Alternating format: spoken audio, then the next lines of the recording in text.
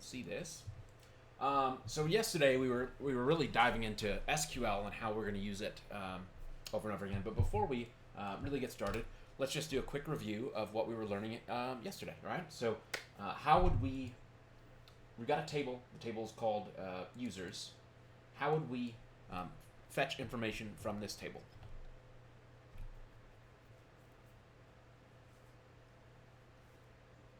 What is our SQL command that reads data back to us?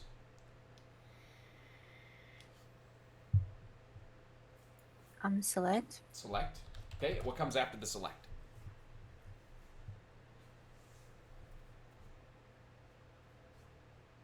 You can do a asterisk to get everything. And yeah, so whatever the thing that comes immediately after select is the list of columns that you want to return. So asterisk just says give me everything, and then we put what? Keep chugging along, Leah. You're doing great. What comes after the asterisk? Is it from? From, and then And then in quotes,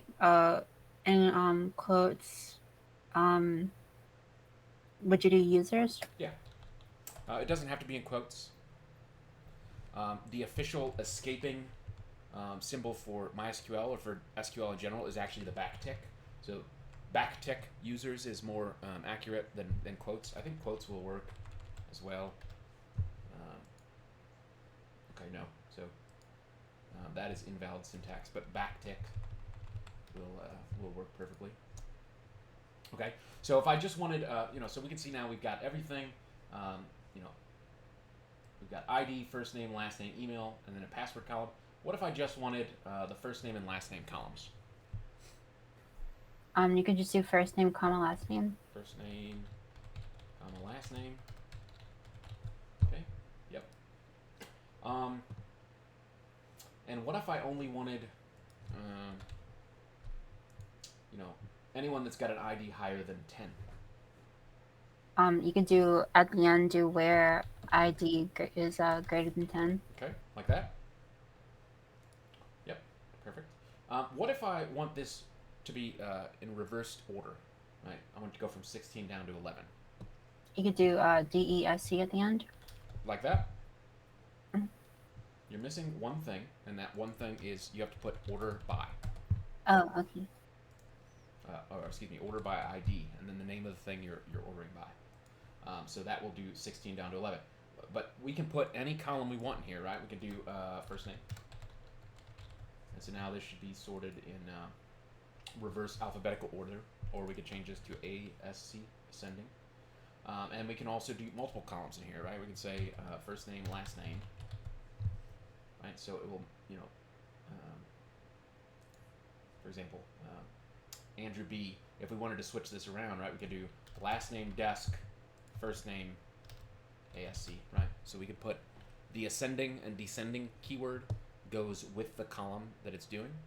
And so now Andrew, last name, is sorted first, and then Andrew B is sorted below that, right? Okay, cool.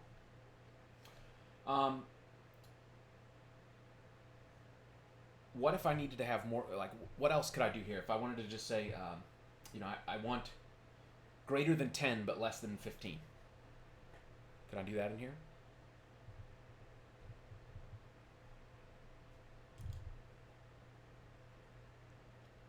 Could you do and? I'm not sure. I forgot. Yes, you can. So anything that's in the where clause, you think of this is like Boolean logic. And if you remember back from JavaScript, like imagine there's parentheses here. And this is valid too, right? You can do parentheses. So we can say, and ID is less than, what did we say, 15? Right, so that's going to give us 12, 13, 11, because we're still ordering by. So that's correct. Okay, another cool thing we can do is, because this is Boolean logic, right? We can say where ID is greater than 10 and ID is less than 15, and we can come out here and say, and, first name equals Eric. Okay, so that's just going to be those two things. We can chain any number of Boolean, Boolean logic in here that we want, right? And we can make these incredibly complex if we want to. We can say first name equals Eric and last name equals Harrison 3. Right? That's going to give us a single record. We can also put or, right? So that's going to give us both, because first name is Eric and or last name is Harrison3. You know, we can do not equals Eric, so that would in theory exclude these, but the or is going to say or last name equals Harrison3, so we should still get record 12. No, did I typo something here?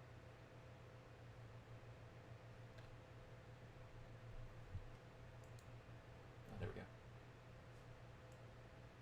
Perfect. And now we've got Harry and Steve as well, because the first name is not Eric, right? They were in between 10 and 15. And now that we've changed this to not equals Eric. Cool. All right. So that's kind of complex, you know, query where clause. Other things that we can do that's really cool, right, is that we have some functions available to us. And we're going to look at a few of these. There's ones that are useful pretty frequently. So we have a concat function, and a function just like in JavaScript, it always has a parenthesis, right? So concat, and then we can put first name, last name.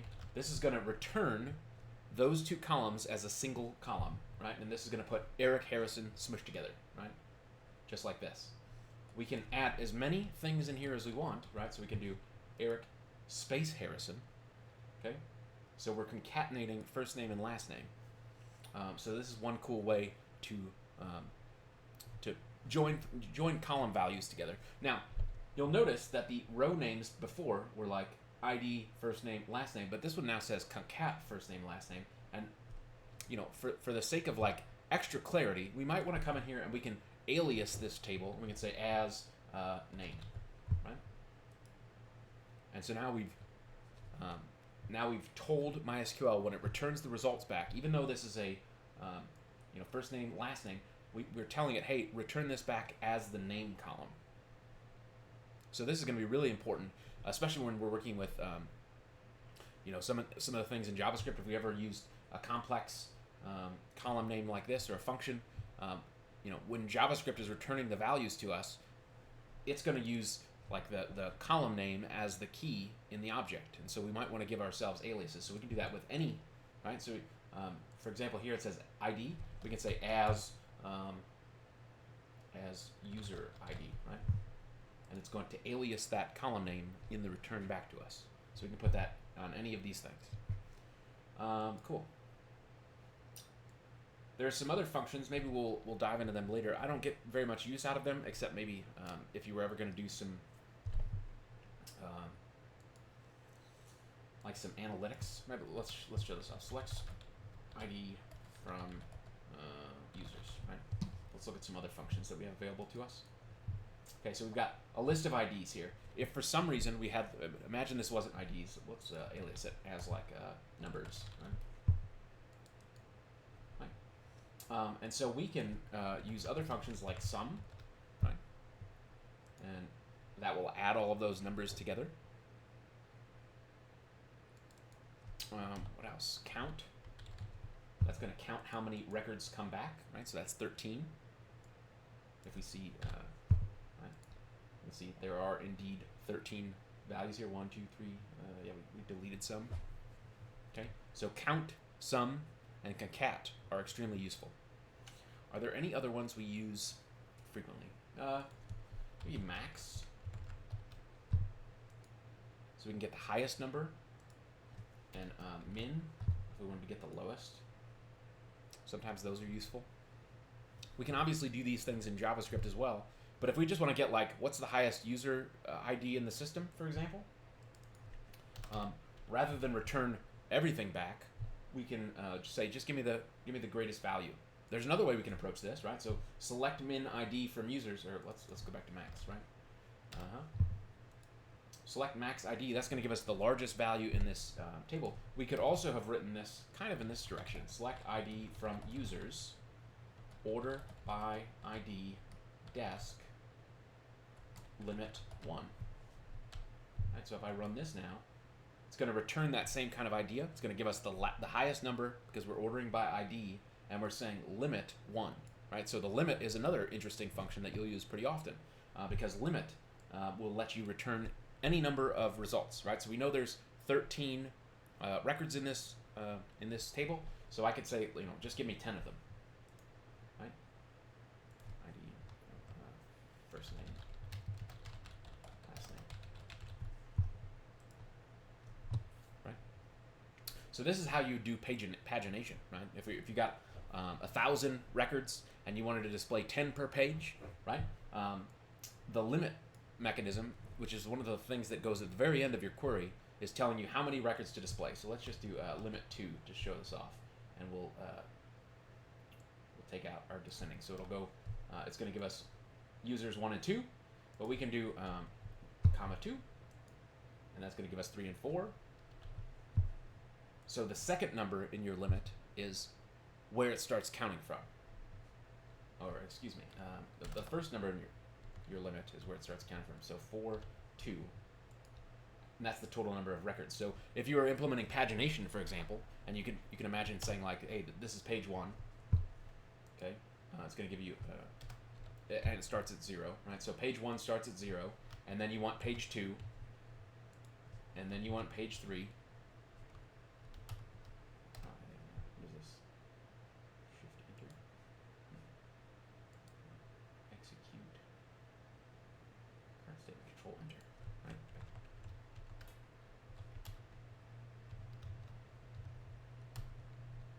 Right? So it's really easy to use MySQL to give us pagination, right? If we're on page 1, we display 10 records. Whatever this second number here is how many are going to come back. Any questions?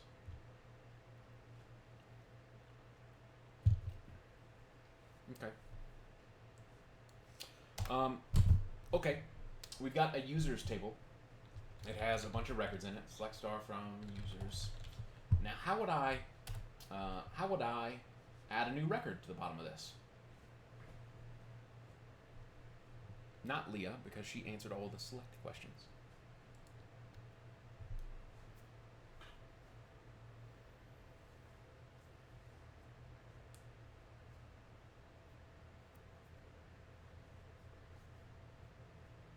Andrew. Oh, got you right before you were nice, speedy. You would do update users.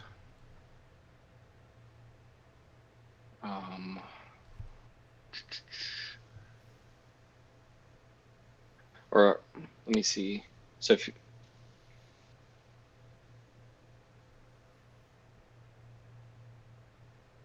you do update users, and then you could do parentheses, null, and then type in the first name, last name, and email that you want to add.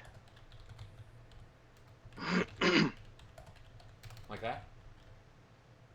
Oh yeah, and password. Yep. Okay. You're close. Update is for updating a record, one that exists already. And you're kind of mixing and matching your syntax. So this is the wrong statement to add a record. How would I add a record? Insert. Insert. Yep. Okay. And then do. So just the. Let me see. Insert in users. In users? Or just insert users. You're missing. There's a keyword here. Insert into. Into. That's what it is. Mm-hmm. Insert into users, and then the same thing in parentheses. The null. Okay. You have to put values. Or values. Okay. And then the values. But also, as we kind of mentioned yesterday, if you don't put columns after the table name, then you're responsible for making sure that you pass each and every thing in there, right? So if we put in just like null Eric, right? This is going to give us a warning and say column count doesn't match value count at row 1. So column count, whenever it says column count doesn't match value count, it means you're missing. You didn't insert into one of the columns that's required. Okay. So then explicitly. But if we went in here and said ID first name, right? even though we're not inserting all of those records, right? Right, perfect. And so it inserted the row, but it gave us some warnings. And it's kind of hard to read here, but it's saying last name doesn't have a default value, email doesn't have a default value, and password doesn't have a default value. But if we check here, right, selects, I'll leave it there. Yeah.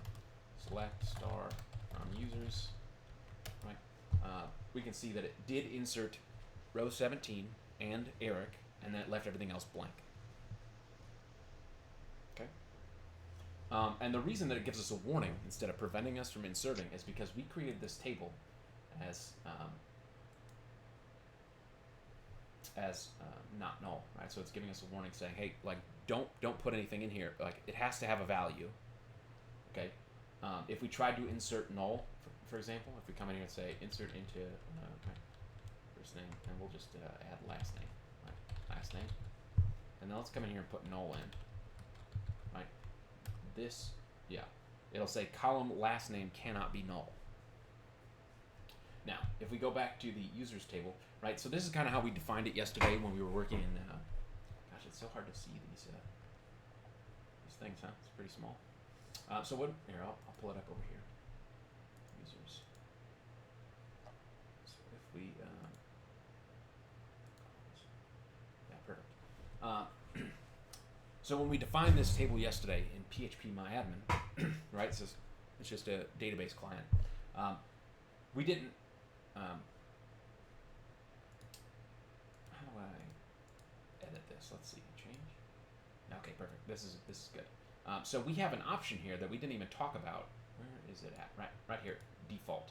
So if we do not pass a value, right? So when we did this with the ID and it's auto incremented, when we don't pass a value in there, MySQL says my default value is auto increment, which means I'm going to go and look for the highest value and then tick it up 1.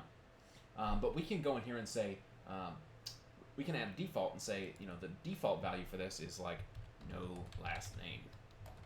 Right? And if I click save here, right, so now you can see the default is no last name. And if I come back in here and I run that same query, right, ID, first name, last name, let's just take that out, right? So I'm not inserting anything into the last name column that we just made, we just put a default value on. So if I select from this now, right, you can see that it put in no last name as the last name field because that's the default value. So that's a really useful thing that you'll use pretty frequently when you're building database structures. Okay, so everyone understand how to insert? It's pretty easy. You don't really. There's like some power user stuff that you can do with inserts, but I never use them. I don't think you will either. Okay. Now, Andrew was kind of heading down this direction. Estrella, how would I change the value of like line 18? It says Eric. I want to put a last name in there.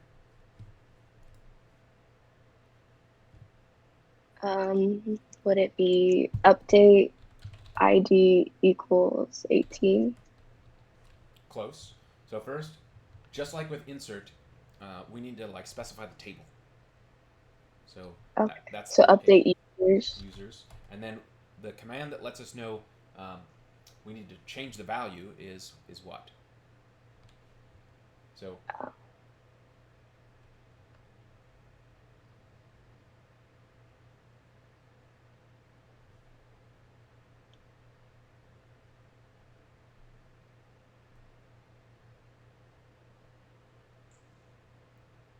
give you a hint.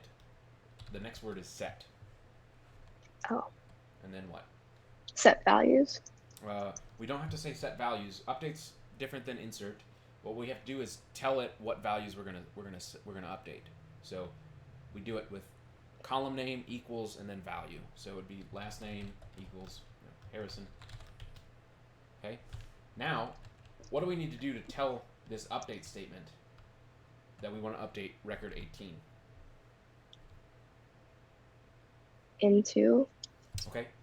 Close. Whenever we're doing what would be a good word for this? Like a specification. Like it's the same as select. Okay, it's always going to be a where. Okay. Update users set last name equals Harrison where ID equals 18. So if I run this right now, Control Enter, and then we run select star from users again, we can see that it does now say Eric Harrison. Okay, and if I say, oh my gosh, line 17, I shouldn't have put that in there. How do I get rid of that record, Gregory?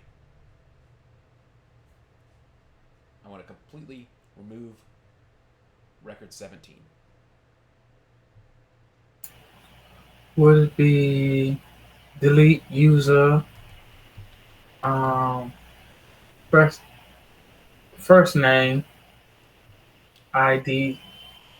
You're close. It is delete. But the next thing is you have to specify the. Yeah, I said delete user. Yeah, so it's Set. users is the table, but we have to do delete from users. Oh yeah, from user. Yeah. And then what comes next? Set last. We don't do set. No, We no. delete it. Would it be if we want to delete it? I know it will be where and ID Equals what? 17. 17? But I feel like I'm missing something in between. Nope, that is exactly perfect. Oh, okay. So now record 17 is completely gone. Okay. Everyone following along? Everybody's happy? You get it? Select, insert, update, and delete. And we don't want you to delete then the table because we delete the whole table, right? Nope. If we just went delete users, right? This should be invalid, right? Check the manual that corresponds to your server for the right version. So there is a command, we didn't go over it yesterday, that will let us delete a table. So let's make a new table so I don't lose one of the ones we've been playing with. I'll create one quick. Bad table. And we'll say ID int. Yep, good. And we'll say like whatever. Cool. Okay, great. Cool. All right, so now I have a table in here called bad table, and it has nothing in it. All right, so select star from first db.bad table. Okay, but if I wanted to delete the table, I can do drop table bad table. Right. And that drops the table. There's no coming back from that though. So only drop the table if you want to. Okay, but that's how you delete it. And I think if you're using one of these tools, right, like drop table, if you right click on the table, it shows it here. Truncate table is one we didn't look at yesterday, but let's quickly make a new table. We'll call it bad table again. Great. ID is not null. Right, cool. Apply. Cool. All right, bad table. Let's just add some stuff in here. Insert into bad table. Values null. Right. I just made it. I'm gonna. Wait. It's supposed to be auto increment, right? Whatever. 2.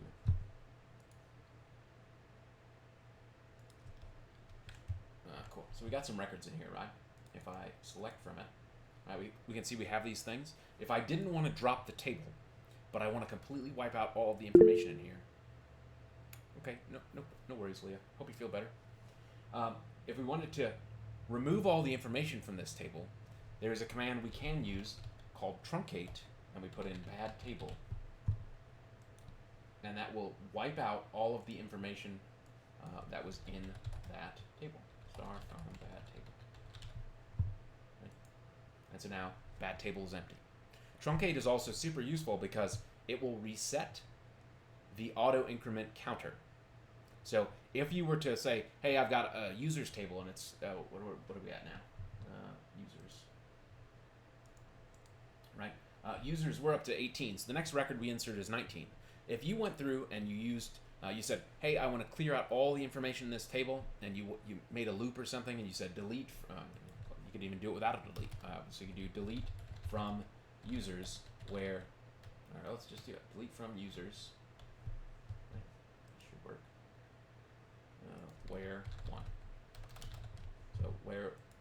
where it's true. I'm using safe update mode. We try to update it. Okay, where ID is greater than. Right, so this is going to delete everything except, yeah. So if we select now, we've just got one record in here. But if I insert a new record, insert into users, first name, last name, email, values, Eric, H, email, right? And I run this. When we check our table again, you're going to see that it continued to update to 19. It remembered that we had information here before, and we had 18 previous records. Sometimes you want that, but if you did not want that for whatever reason, we can do truncate users, and when we select this now, right, it's did I run this? Can I trunk? Oh, got a foreign key constraint. Of course I did. No, I turned that off. Alter table. Let's see. Indexes. Foreign keys. How do I delete this? I'm just gonna drop that. Drop this one too. Perfect. Alright. Yep, where was I? Truncate. Yeah. I'm gonna truncate users. It wiped out that table. All the data is gone. But now if I insert into users, right, and we select from it, now it's back to 1. So truncate deletes everything and resets the auto increment counter. Everyone following along? Cool. All right. What else do we want to cover?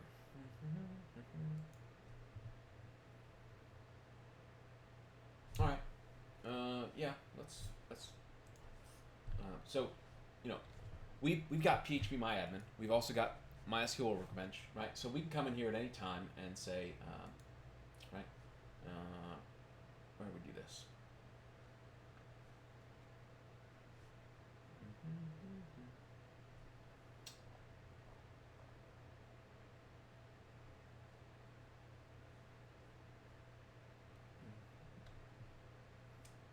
Every time I use this program, they have moved things around on me.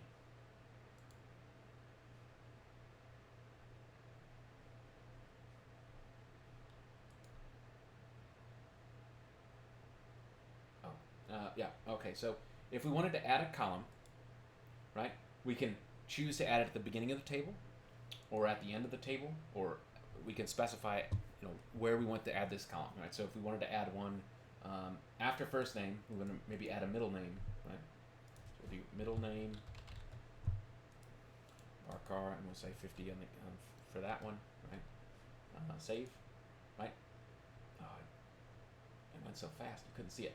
What that's doing behind the scenes is running an SQL command called alter. Okay, and alter is what is actually letting us make changes or modify our table structure. So let's say, in this example, we wanted to add an extra column. We wanted to add middle name in here. We would use alter, and that alter would let us add this. Now, it's probably a good idea to understand the syntax so that you can do this from a console or a command line. Or if you needed to change the data type of this, right? So we have this ID field as an integer 11, right? But if I needed to change this to a big integer so I could store millions and millions of records, we can do that with alter as well.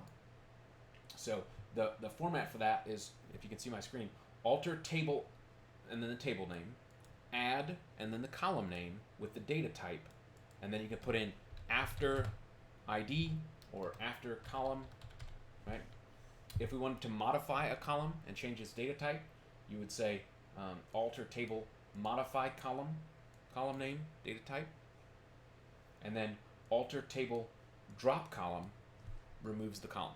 So these are the 3 commands you'll use pretty frequently to remove a column, change a column's data type, or add a column. Okay, and I use this so infrequently that almost every time I do it, you just go to Google and you say MySQL add column and you can almost always, click on one of these examples. W3 Schools is really clean.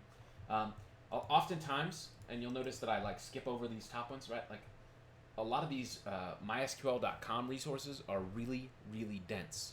Okay, and I'll show you what I mean by that. Like, so let's click on this one. Right, so it's showing you the entire example of all the options that could possibly be used in here, and it's really crazy. You have to like scroll all the way down, and you're just really trying to get like one quick example. I think MySQL's documentation is some of the worst out of any tool I've ever used for my entire career. It's excellent in that it tells you how to do everything, and MySQL is very complicated, but it does not, when we're looking at NPM, for example, NPM is great at this, or at least like a lot of open source projects are great about this, where it's like, there might be a whole bunch of information in here, but if you scroll down to the very first examples, it's showing you how to do what you want to do, which is like, I want to connect to a database and make a query. MySQL is where you're like, I want to alter a column. It's like, read this book first so that you know how to alter a column. It's just poorly written. So almost always, I will, for MySQL specifically, if I'm looking something up, I'm going to skip the first couple references and go to some trusted resource. W3 Schools is still pretty good for database stuff. Some of these other ones are probably, that's bad as well. It looks like they're just showing MySQL's documentation. Yeah, here's a great example, right? Like Linux hint, like it's telling you this is all you need to do. Alter table, the name of the table, and then add column after or before another column, right? Real simple. All right. We covered where clauses, right? We know that we can do equals, greater than, less than, and, or, and not, right? Boolean logic. That all of that will go in our where clauses, right? Let's just add a bunch of these. Right? So now if we select star, right?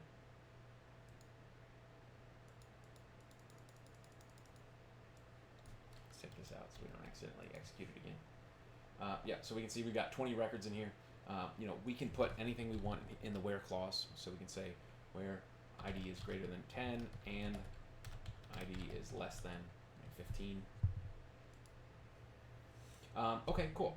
So let's look at some other things that we can do in the where clauses that is super powerful and makes MySQL an amazing database. All right, so let's add some extra names in here. Leah, we'll just give you whatever. Great. Execute. Selena. Execute. Gregory. Execute. And enter. Okay, cool. So let's take this out.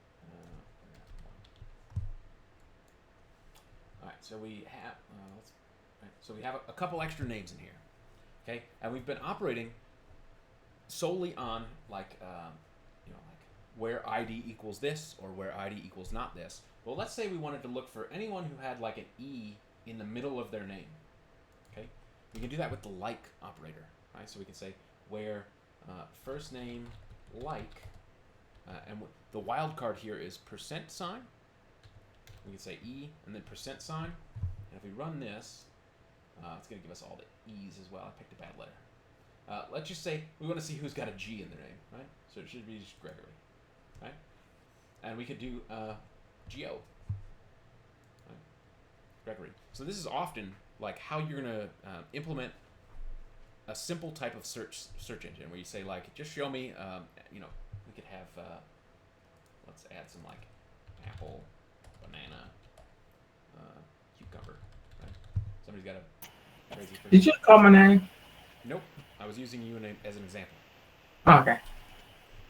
So we could say, hey, show me every record that has banana, right? And it's going to show us that string because this is the wildcard for this is the wildcard symbol. So it's going to say, show me any record that is like this this kind of template, right?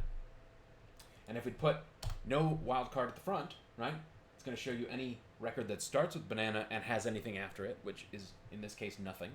But if we added another record that was banana, cucumber, apple, right, and we insert this, Now that record 29 shows up. If we put the percent back, it will find both apple, banana, cucumber, and banana, cucumber, apple, because the wildcard also takes in the end and beginning of the strings.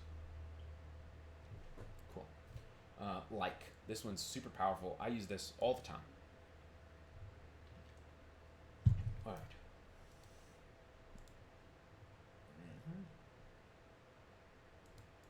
right. Another function that, yeah, I should have covered this.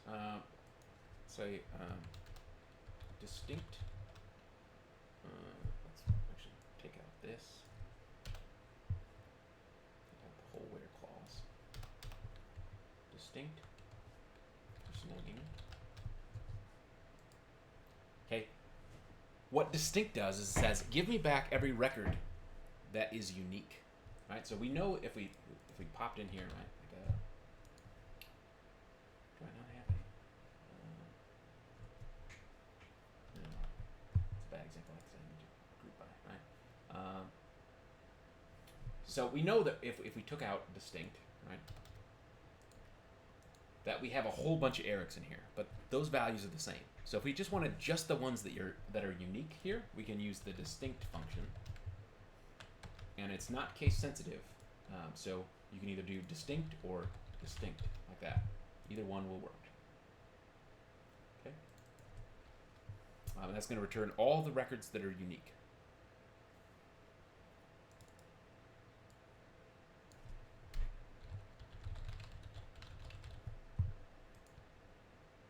Now let's try this distinct. Okay. So the problem is distinct. I don't know if you can see this. It says we have an error in our SQL syntax. The problem is because we've made distinct, it's saying just give me the ones that are unique. We have not done that with ID and last name, so MySQL gets super confused here because it can't return like distinct is an aggregation function. So it's going to look through the entire table first, and then look for values that are unique. But the problem is if we ask for other columns here, MySQL doesn't know what to do because there's a whole bunch of IDs, and it doesn't know which ID correlates to the distinct value of first name that we're trying to return back. So this type, some of these aggregation functions you have to be very careful with because they break the things that you might expect to be able to do.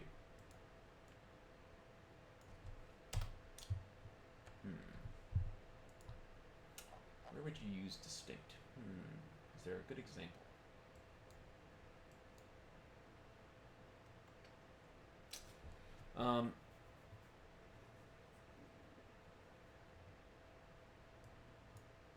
Yeah, here's a good one, right? So like if we had imagine if we have a giant list of users, okay? And we want all of the unique email addresses, regardless of if they signed up once or if they signed up 50 times. This function would be great to just say, give me all the email addresses, but do not give me any duplicates, right? That would be a good use of distinct. So if we did like distinct email, right?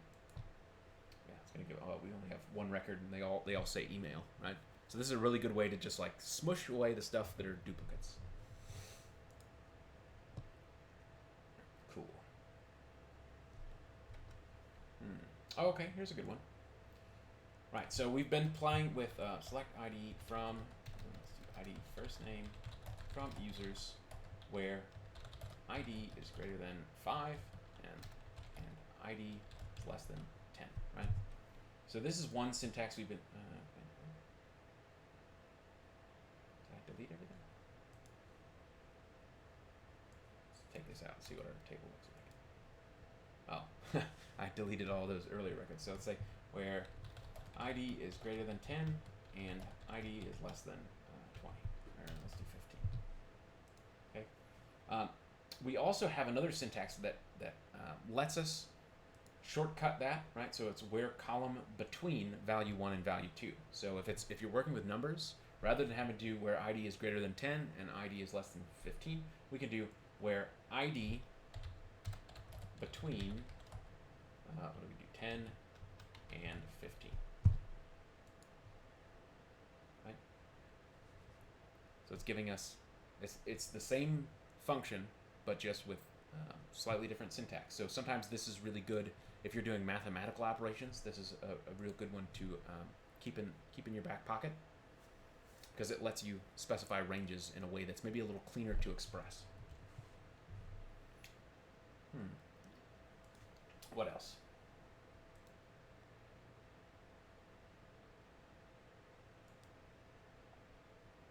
Cool. All right, this is a good stopping point. We had a pretty good review. It's 5:45. We're gonna come back at 6. When we come back at 6, we're gonna take a closer look at joining, and then later this afternoon we're gonna actually like focus on building data models. I built a little like fun little app that needs a database. So we're gonna build that database together and try to implement something with the remainder of our time today. Okay. So see you guys at 6. Cool.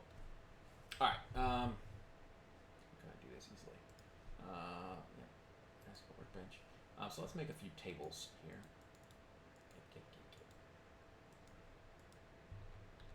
Cool.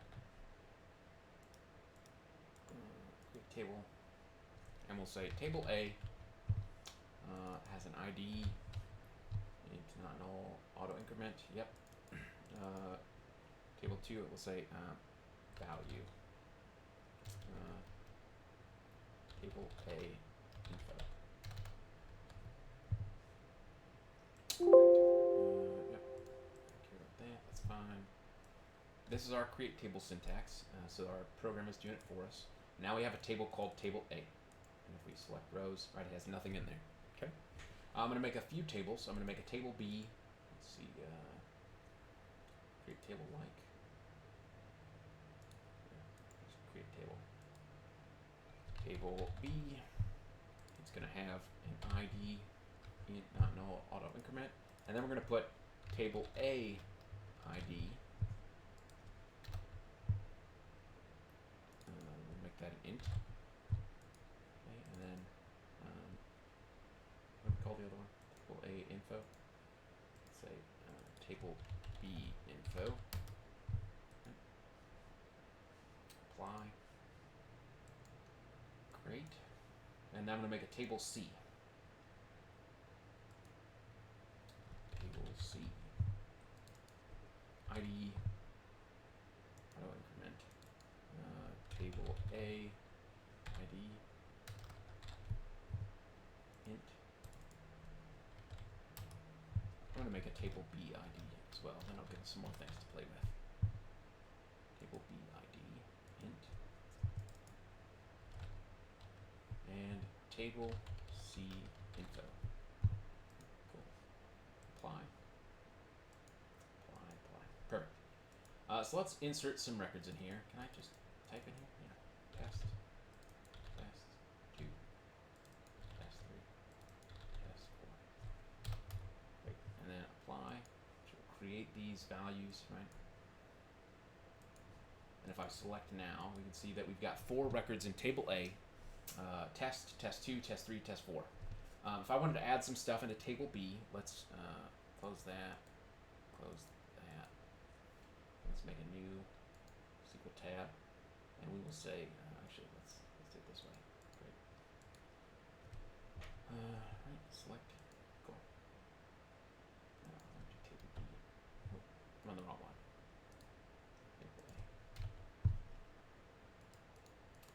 So on table B has nothing, but we added an extra column here called table A ID. So let's add 1, 2, 3, and we'll say table B 1, table B 2, table B 3. Cool. And we'll insert these records as well. All right, so we have some information in table A, and we have some information in table B. Now, does anyone remember what the name of the special SQL syntax is for when we want to combine information from multiple tables?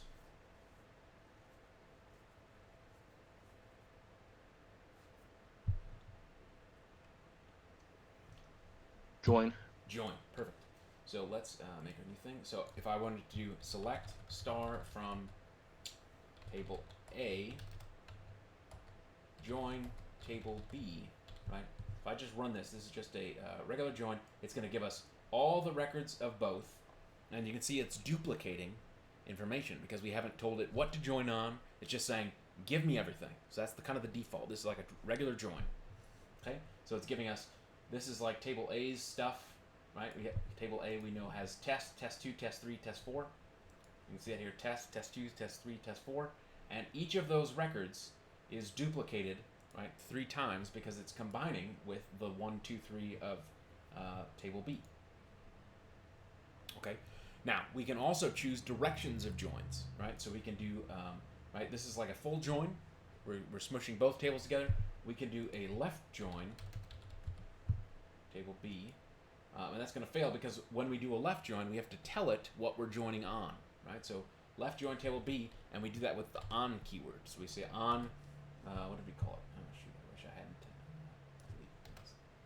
Left join table B. What's the name of the stupid column? So we have a column that is table AID that lets us know that we want to link to the ID of table A, right? Now, we can set up a foreign key constraint that makes MySQL enforce this relationship, and it causes all kinds of unintended side effects and things that just will frustrate you. So most of the time, as a developer, especially during the early prototyping phases, you're just going to do this by convention. So that means you're going to say, hey, table B, for example, we've got an ID. This is the column that belongs to table B.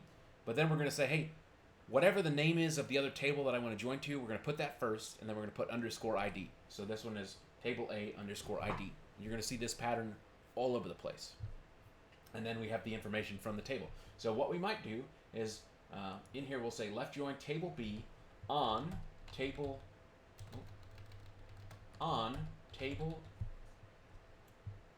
A dot ID equals table B dot table A underscore ID, right? So we're saying we're going to join these two tables on this criteria. So we're saying where table A, the ID field exists, we're going to join table B's here, right? So if we run this now, we see we do indeed get 4 records, which is how many records are in table A. This is our primary part of the query, right? So when we say select star from table A, it's saying I'm going to pull everything from table A first. Then I'm going to join the information in table B to table A on these 2 fields. Okay? And so what left join is doing here is it's saying everything from table A is good, right? We can see we get these are the columns directly from table A. Table B only has 3 records, and we stopped at ID 3. So anything that is missing, because we're doing a left join, is replaced with null. I can also do a right join, which is going to remove those nulls. But you'll notice now that table A, even though it has 4 records, does not appear in our results because it does not exist in the table on the right of this expression. Left and right. And it literally means the left side and the right side. Okay? These, left join and right join, almost always. I mean, you're going to get a sense for this. Anytime I'm joining something, I almost always am going to use left join. Almost exclusively, with very few exceptions. And the reason for that is I almost always start my software development like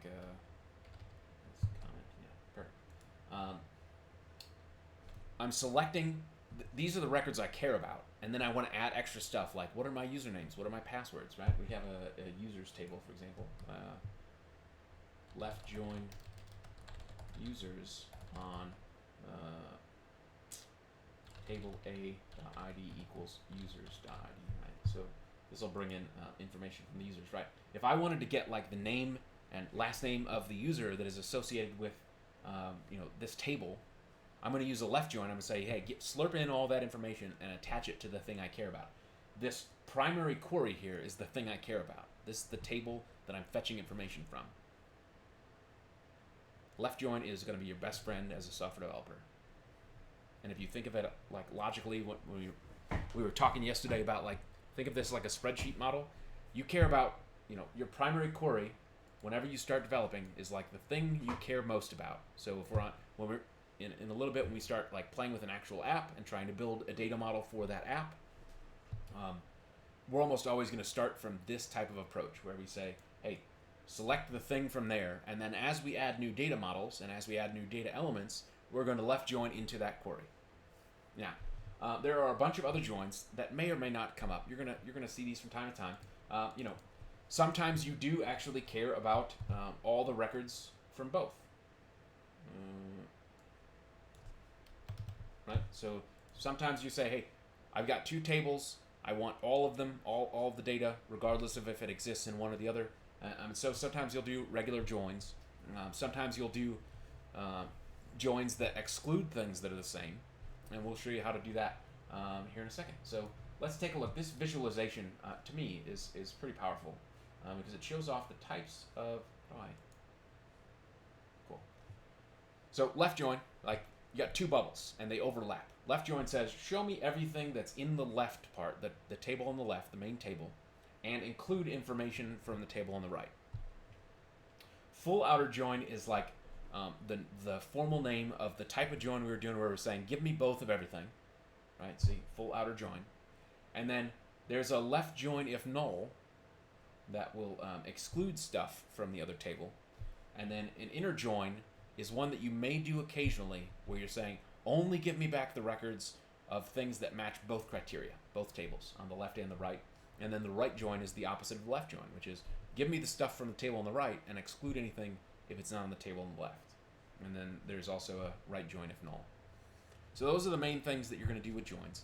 But like, just be aware that these join types exist, and if you think in your head like, I need to use something different, remember that there's like Venn diagrams that tell you which one to go use. But 99% of the time, you're going to probably want to use left join. So we're not going to spend a ton of time on this because I can't even like invent in my head concepts in which you'll need to use one of these other ones because they're so rare. Okay.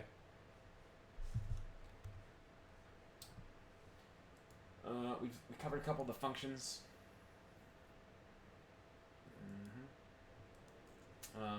Yeah, we're gonna skip all this. I don't think there's much value there either. All right, cool. So let's actually build it. Let's build a data model together. I built a little app over the weekend that doesn't have a database yet, and I thought it would be a really good, clean exercise and a way for us to like, okay, we've been building apps for the last couple of weeks.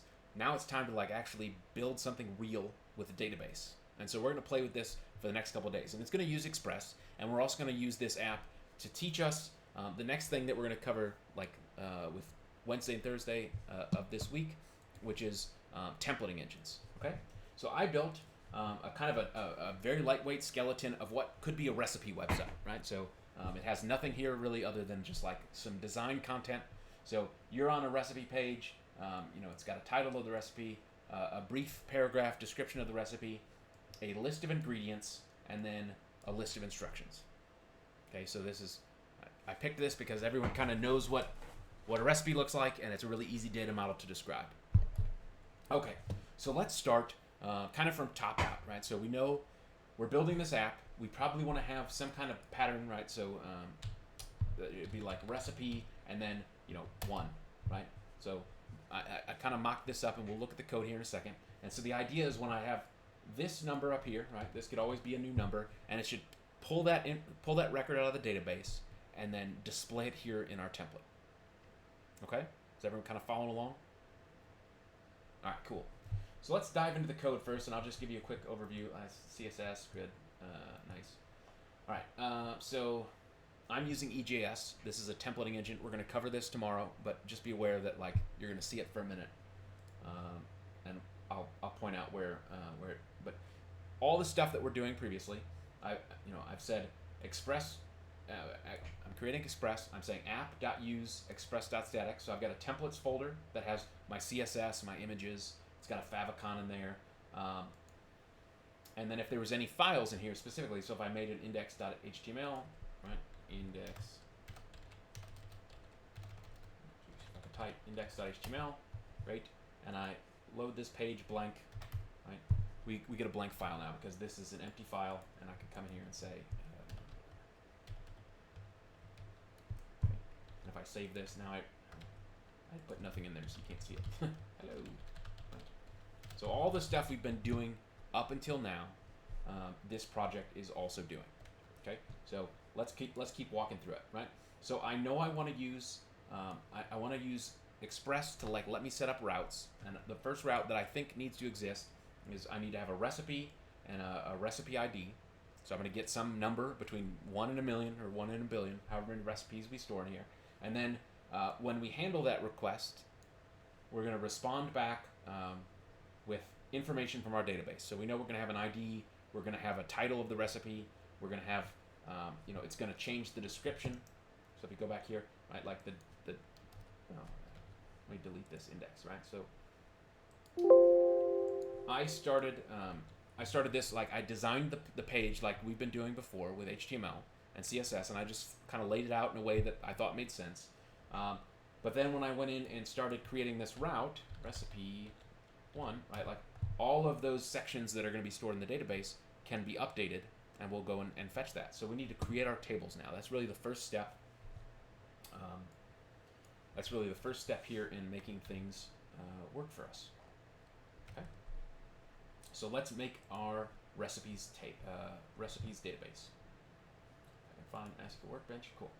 So we're gonna leave first DB. We're gonna make ourselves a new database, and we're gonna do that with the create database recipes. Okay. So this is new syntax we haven't covered. This is the actual SQL to create a database, which we remember is one of these lists on the left. Databases contain tables. So we're going to store all of our tables for our recipes app in the database recipes. So I'm going to run this. Perfect. And if we refresh, we should now see. Oh, what? Didn't create. What did it not create? What are you doing this stupid thing?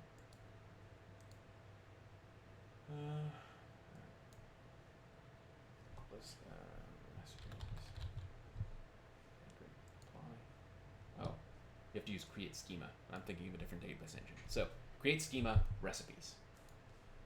Great, finish. So now I've got my recipes database, or schema as they call it here, and I need to make some tables. So let's close out all these tabs. Don't save. Don't save. Don't save. Cool. All right. So I have a blank schema or a blank database here. I'm going to create my first table. And when I'm building an app, right, we know that I'm building a recipe system. So the very first table I almost always want to build is the main table, right? So I want to make a place to store recipes. And we know that I need a ID. We're going to have that be auto-incremented. I need a title, and I probably want a description. Okay, so let's just start with that and see where that gets us. So I'm going to call this recipes. I'm going to say this is ID, auto increment.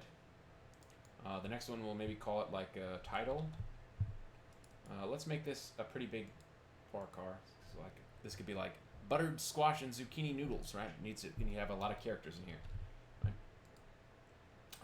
And we'll put not null. Then we'll have a description. And I want this to be like a paragraph, so we probably want to make this, what would be the column type or the data type I would do for a paragraph? Astrea. Text. Text. Exactly right. Oh.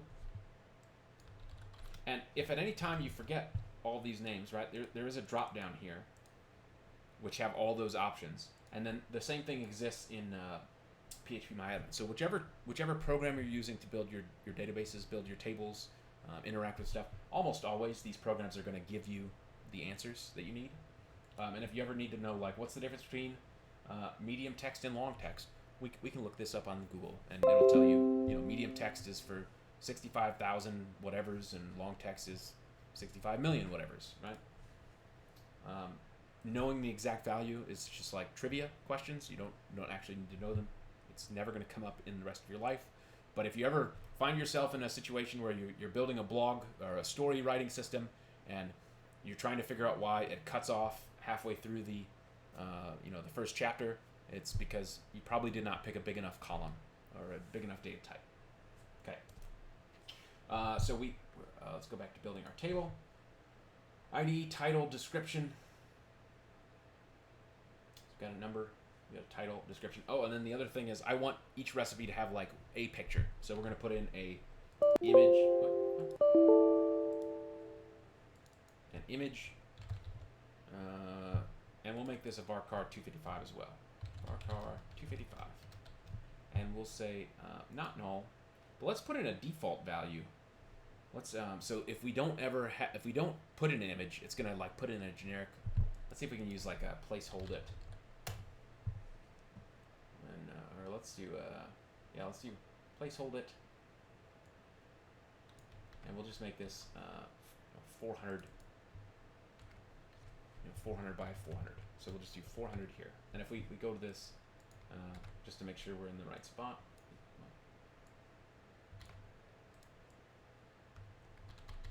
Wait, why would I do that? I don't want to copy that one. Copy.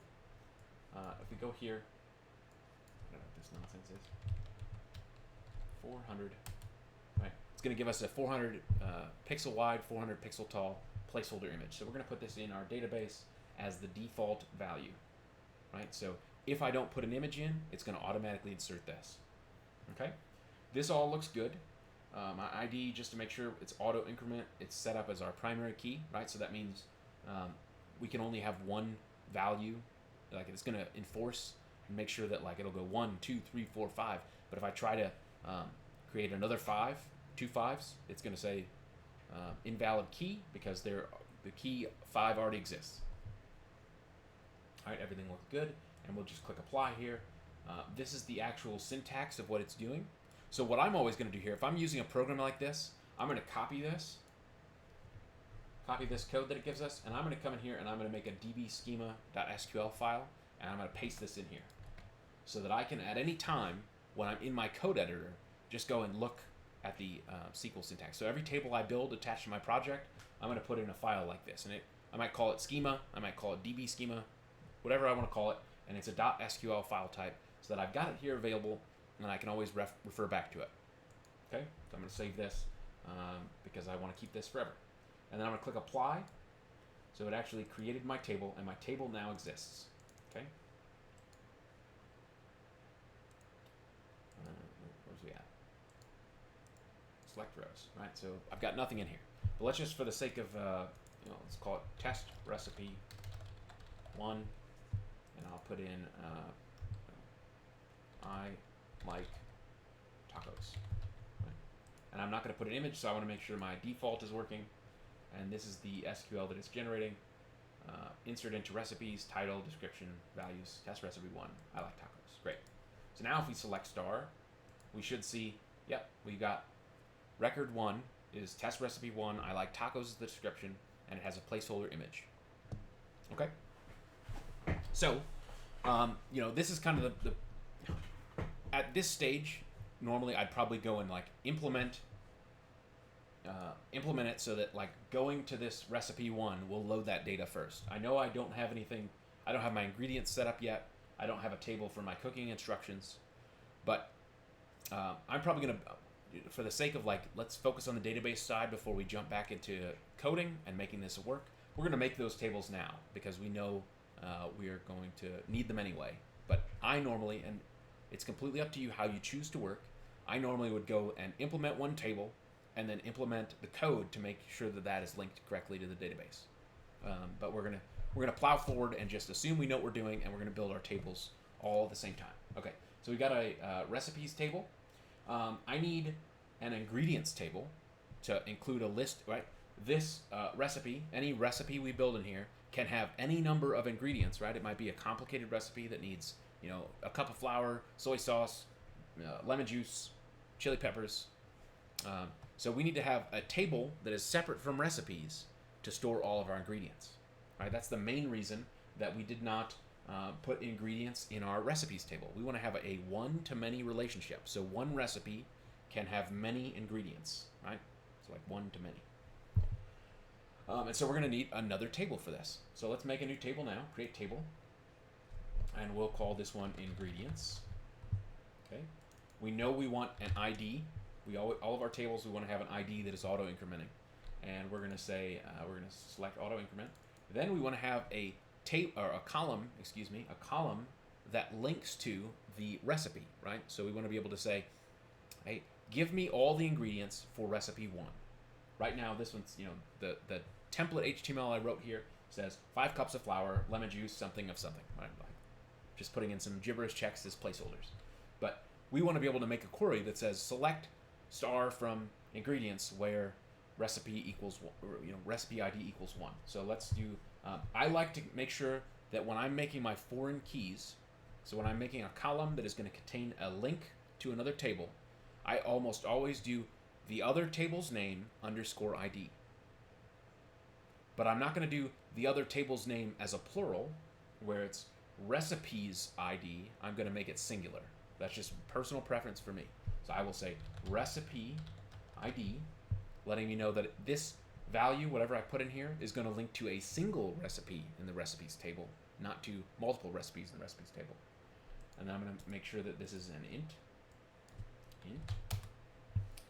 And then we need the ingredient, right? So I'm gonna, for the sake of let's just get iterating on this. I'm gonna make this a very simple table. It's just gonna have one thing here, and let's just make it a text. So we'll say ingredient. If I can spell ingredient, and we'll make this. We probably want to be able to make sure we can have a whole roasted chicken, right? So we might need 200 characters. So we're going to do varchar 255 just to make sure we got enough room to write a sentence. Okay, this looks good as a start. And so I'm just going to click apply here. I'm going to copy my create table syntax here, and I'm going to do the same thing I was doing over here. I'm going to go blue. And then I hate that this format looks like this, so I'm going to fix the formatting so I don't go crazy.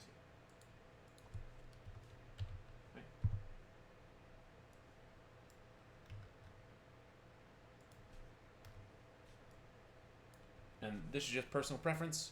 When I started working on databases, this is how I wrote my code. So I like my code to look like what I expect it to look like. Okay, so we've got 2 tables defined now. Recipes is the main table. It's going to have a recipe, and then a recipe can have any number of ingredients, and that'll be linked to us by this column that we have that says recipe underscore ID. Okay, so that's good. We're going to apply it, make sure that table exists. Right, so we created a fake recipe. Recipe 1 is test recipe. Let's go in here and add some ingredients attached to that test recipe. So we'll do that next. Tables, ingredients. We'll just do that here, and we'll come in here and say, this is recipe 1, and the ingredient is 1 cup of chicken broth. Okay, 1. And we'll say 2 carrots. And we'll say 1, and we'll say 1 white onion. What else are we going to put in here? 1 pound of chicken breast. And maybe 1 cup uncooked rice. Right? We'll just make ourselves a nice little quick and dirty chicken soup. Right? And so we can see now that if we run this, right, all of those are in there. Each individual recipe has its own ID, and these are all attached to recipe 1, and the ingredient is just a string, right? It's just a piece of text that we can, when we get back into coding, we're going to just plop this in this list, right? This is an on-order list, and that makes sense. Okay, why does anyone think we would want to for this list of why do we always put an ID column in here? What do you think is a reason for this? You don't have to, right? We chose what columns to put here. Why do we want to always have our tables have an ID column for the most part?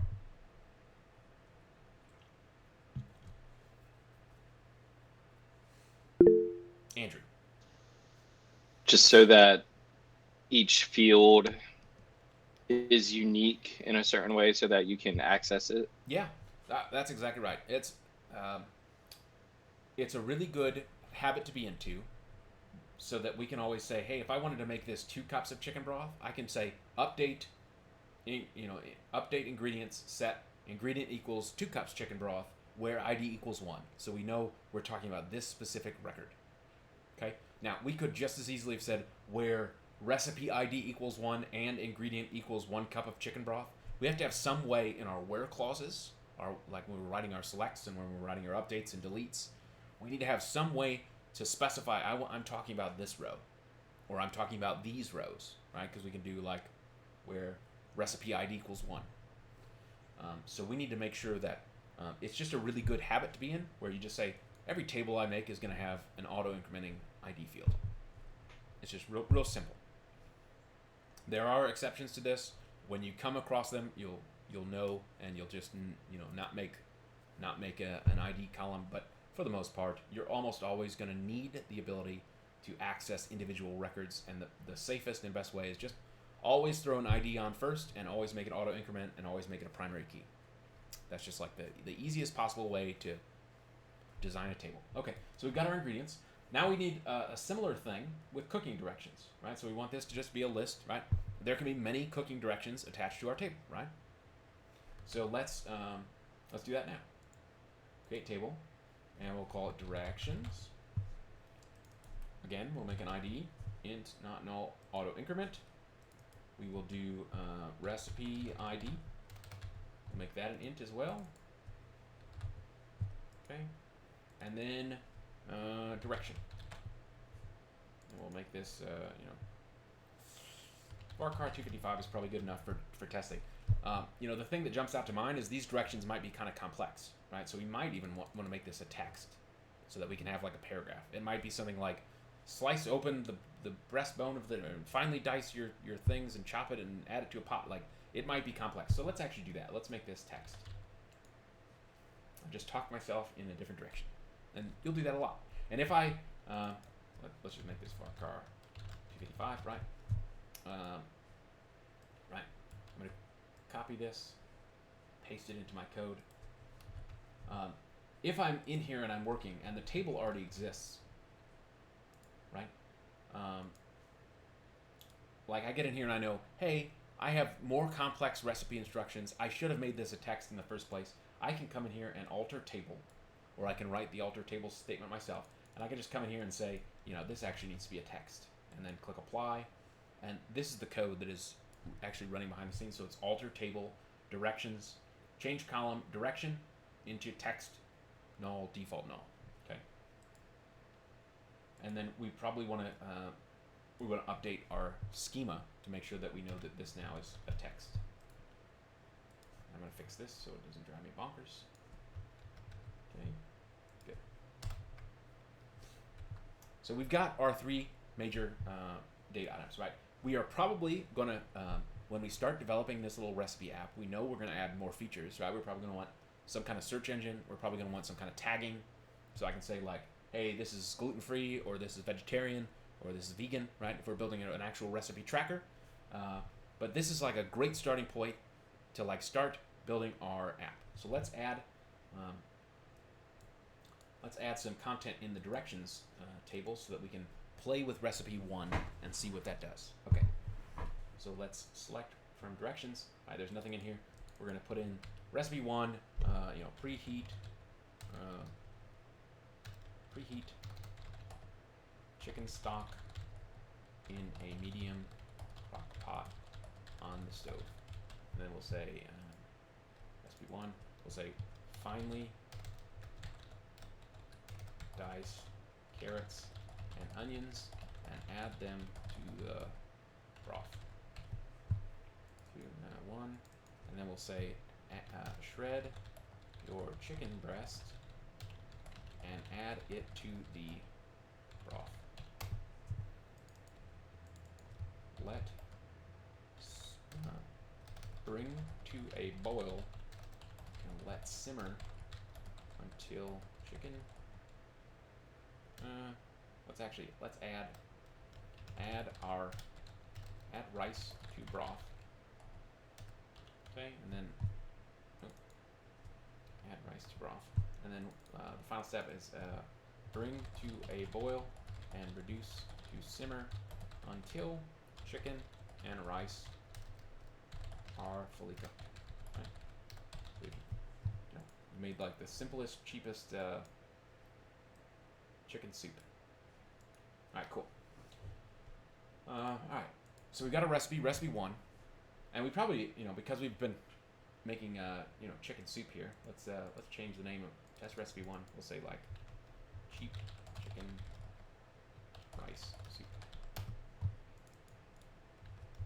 Really bad chicken rice soup recipe. 0 flavor, right? Cool. And we'll apply. So we just update that. So select, yeah.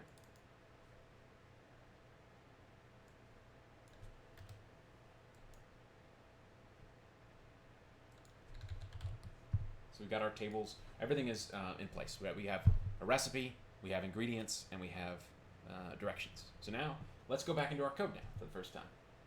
All right. So we want to be able to, we know that our index page, like this is like our design template.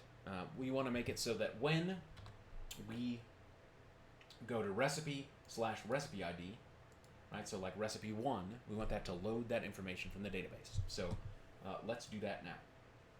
I'm gonna kill this. Yep. Good. All right. So we need to bring in our database, right? And we can do that. npm install MySQL. Okay, is going to install the MySQL node module that we need to let us connect to the database and do stuff with it. Right? We did this the other day, but let's just do it again. Could everyone see all the? Is this too small of a font? Are we good? Okay. And so we'll say const MySQL equals require MySQL. And I always forget like the. All right, cool. So we do connection. So I'm just going to copy this from the node module. So we'll say we'll make this const connection. So the host is localhost.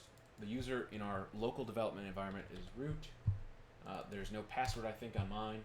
And the database, this is the schema, right? The one that we just created is recipes, right?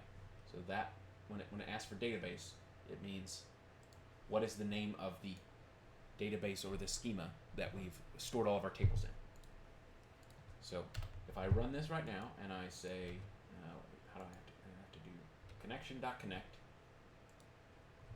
Do connection.connect. Okay, so that should connect me to the database. So if I run this right now, node, what is it, app.js. Cool. And if I load this page, this should all run. We've connected to the database. There's no errors being thrown. If I put in an incorrect username like root1, right? That's not me. And I run this node app. Yep, we're going to see some errors letting us know we were not able to connect to the database. Access denied for user root1. Using password no. Right? So we'll run this again with the correct info. We can wait to run. Okay, so we've connected to the database. This is step 1. Step 1 is connect. We can, right? So the way we make queries is like this. So we select whatever. Right. So let's break this down. So in here, right? Let's take some notes for ourselves. So make a query to the recipes database or table. And send the data to our template.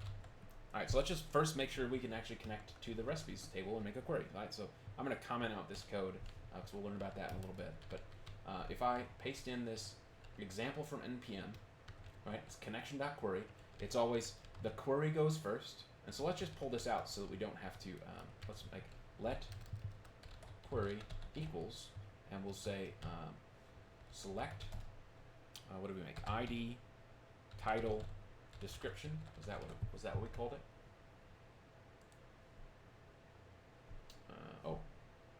We did ourselves a service.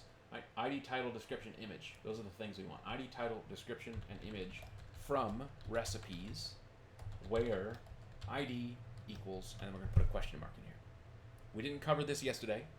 I can come in here and say where plus rec.params.recipe ID, right? Because Express is giving us this special variable by pulling it directly from the URL, right? It's recipe/1, recipe/2. The problem is this is incredibly insecure.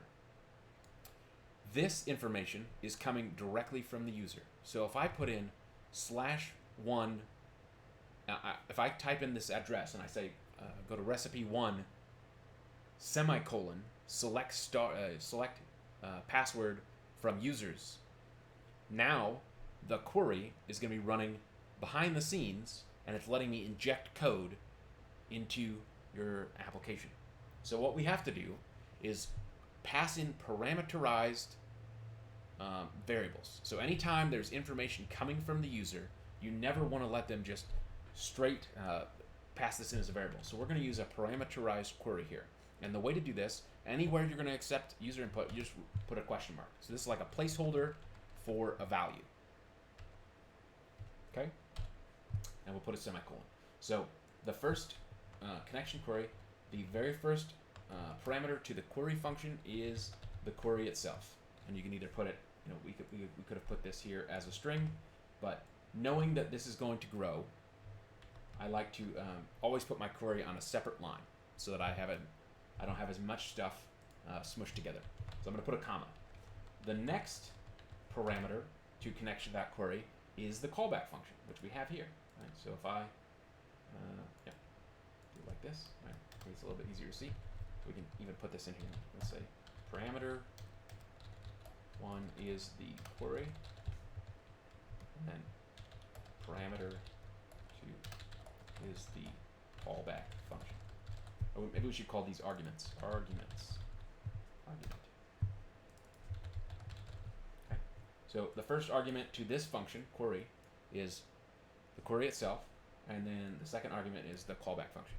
Now there's a in between, right? So if the second argument is not a function, this is where you pass in the values you want to replace in your parameterized query. So if I put in rec.params.recipe ID here, and I put a comma, right? Argument 2 is the parameterized values, right? So, and we can, I'm pretty sure that our code editor will tell us, right? So if I do connection.query and I just put a thing, right? It shows us there's, the very first thing we can do is just we can pass a single argument to this function, and that is the query. If I look at the second version, it's the query string or some options, and then the third one is like a callback, something to happen at the end. So we're doing this the 3 argument version because we are passing in parameters to replace this value. So if we came in here, right, we can do some console logging here. So let's say console.log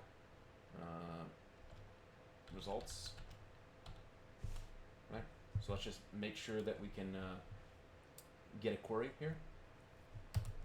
So let's run our app, and then let's go to our page and just test to make sure it works out. So let's have this up, and let's make this smaller so we can kind of see things at the same time. Okay, so I'm going to reload the page, and we can see, hey, we did indeed fetch the value 1, and this is the result that came back. All right, it's an array, and inside the array is a bunch of objects that has ID, title, description, image. Right? Remember we were talking earlier about aliases because we could do stuff like concat title description. Let's run this and see what happens. Save. Let's run that. Right. So now you can see that the field name, if we wanted to use this in JavaScript, is concat title description, which makes it very hard for us to correctly reference this when we're using the results here in a minute. So this is why you'd always want to put in an alias, like alias as, and we'd say like something. So that now when we run this, reload our page, right, it replace the key of this object coming back is whatever the name of this column is. So we want to always, if we're using some kind of function, or if it's even just a really long name, we might want to just rename this with using the as keyword. So let's change this back to how it was. Okay, so we're getting title, description, image from recipes where ID equals question mark. Okay, the question mark has prevented us from being able to, let's restart this. Maybe I can show this off real quick. So let's see. Reload. Okay. Oh, I forgot to put in a, let's do res.send. Let's do res.json just to show off the data model. And we can do results 0 result 0, right? So we're going to have Express send back the JSON data of result 0. Okay? And that's because the results is an array of rows. And the rows are row data packets that have everything broken up into key value pairs. So let's save this, rerun it, and now we can see it is indeed returning. This is our record. This is the one we cared about. Okay. If we went to recipe 2, right? It's returning. If you see down here, it's an empty array because there is no ID 2. We never made a second one, so we're gonna have to figure out let's take a note for ourselves. To do handle missing recipes. Okay. If there's an error, throw an error. That's fine. This code is good. All right. Handle missing recipes, and then we're logging the result at the console, and we're actually just sending it out. But we don't want to send it out. We want to like replace the content of our page, right? So we are using. I'm using EJS, which is a templating language. We're going to learn this later this week, but basically what it lets us do is create a bunch of templates, and then inside the templates, and I'll show you one here in a second, it lets us, oh my gosh, why is everything so bad? There we go, good. We can create a template, so it says res.render, and it's saying render the recipe path. So I've got a, we defined all this. We said Express is going to use the view engine EJS, and then when we come in here, we're saying render recipe, so it looks in the views thing, and it's going to load this, which is just HTML, but you see it's got some special tags in here, and these special tags let us swap out content with what we pass in as objects. So I can come in here and say, right, I've got title, I've got description, I've got image. Right, those are all of our values, and this is what was actually showing up on the page, right? So all I have to do from here is when I do res.render recipe, I really just want to pass in results, right? Because this results object, results 0, is the data. It's already formatted in the structure I want. It's got title, description, image, right? And in here I've got title, image, and description. And so if I load this page now, close it and load this page. What we got here? Title is not defined. Oh, did I name it incorrectly? Title. Title.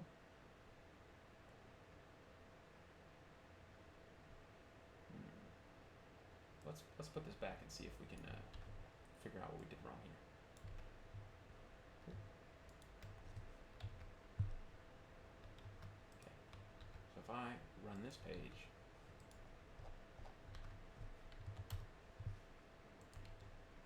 okay, so that's working. So if I put in results 0.title, results 0.description, and let's put in results 0.image. Will this work? Oh, because I was going to recipe 2. So we because I was showing you that like this doesn't handle the page. That was why that object wasn't working, right? So let's change this back to how I had it. Results 0, right? So that's already an object. It already has an ID, title, description, image. This is all good. So let's restart our thing. And we can see that when we load, page 2, it's got our cheap chicken rice soup, really bad. Like this is all pulled from the database, and this placeholder image is from the database as well, right? So when we build a form and we actually want to save new recipes in here, we're gonna have to provide a way to like provide an image URL. Okay. So up next, what are we missing? We got to get our ingredients, and we need to get our cooking directions. So let's do that. So what we probably want to do is, okay, we've got our to-do of handle missing recipes, but inside this query, right, we've fetched the recipe. We want to fetch the ingredients, and we want to fetch the the ingredients and the directions. So let's do that before, but we can't render this until we have all of the information we need. So our results object probably needs more information, and so we'll just call this let recipe equals results 0. Okay. So if we have found a recipe, store it so we can keep getting ingredients and directions. Okay. So we got this. We can't render this yet. So let's make another query inside of here. So we can do connection.query, and we'll say select star from ingredients where recipe ID equals question mark, and then we're going to put in rec.params.recipe ID, and this is going to have a function that we'll put in and say error results. Okay. And so when we're going to first query the database and get the recipe. As soon as we find the recipe, then we need to get the ingredients. So ingredients, if we console.log results here, right? And then let's do res.send. Okay, right? Just so that it doesn't hang. We want to verify that we're pulling. Okay, so yeah, we can see first when we load this page, right? Recipe 1, it first loads. This is our first query. It's loading this information. Then it's loading all the ingredients that come with it. Right. So we probably don't even need to include recipe ID. So let's put these in this column. So we'll say ID ingredient from ingredients where that. So what we probably want to do is we want to add this to the recipe. So we'll say let recipe equals result 0, and then up before we even make our query, let's say recipe.ingredients equals array, and then we want to do the same thing for directions equals array, right? So okay, we can just do, right? Yeah, this is fine. Well, let's loop through it just because it'll be fun. For var I equals 0, I is less than results dot length I plus plus, and then we can right, we'll do recipe dot ingredients dot push, right, because this is an array up here, and I said I misspelled it. Perfect. Dot push, and we're gonna say this is just gonna be an array of objects, and it's gonna have an yeah, this is done. I'm not gonna loop through this. We know how to loop correctly, so we're just gonna do recipe dot ingredients equals results, right? Because this is already an array. It already has the ID and the ingredient. There's no sense to make this more complicated than it needs to be. Okay, so now we've got our ingredients, but inside, like once we've got our ingredients, now we need to go and get our directions. So we'll do that now. So inside this callback, once we've got our ingredients, we're gonna do connection.query, and we'll do select ID direction from directions where recipe ID equals question mark.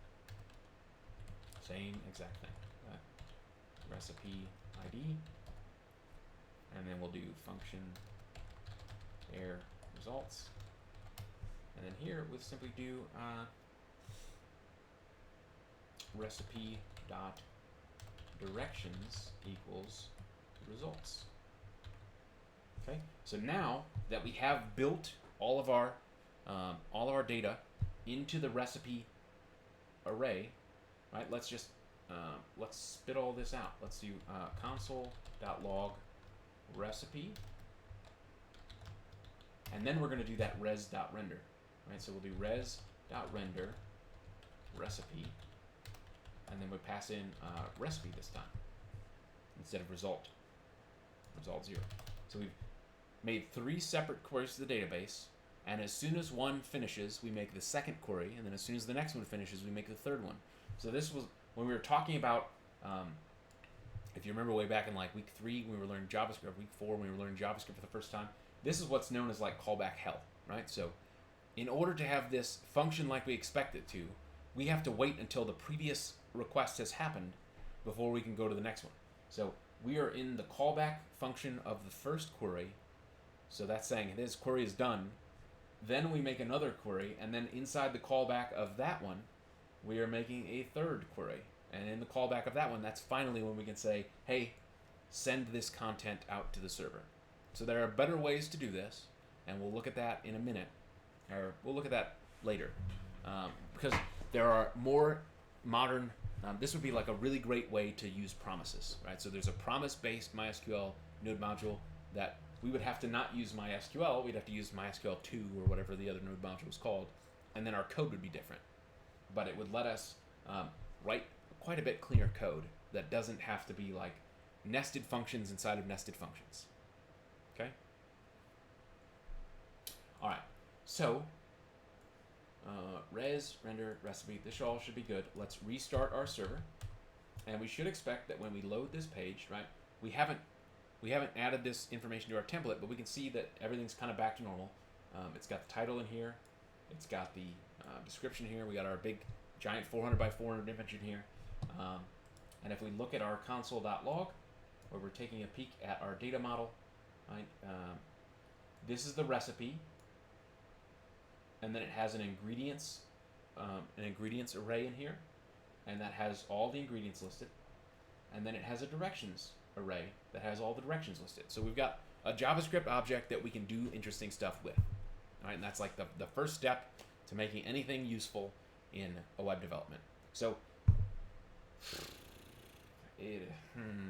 yeah, let's chug along. We'll take a break here in a minute when my food shows up.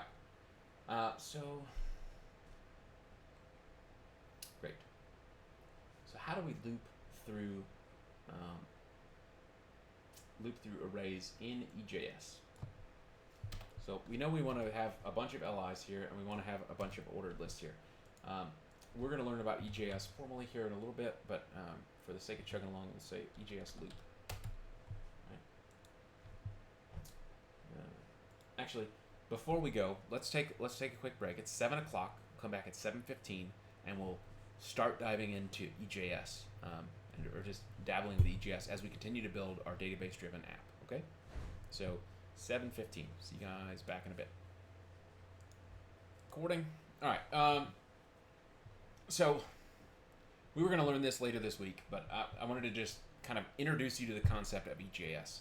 So we've been using Express as our main server. So this is what's actually serving the content and communicating with the browser over HTTP.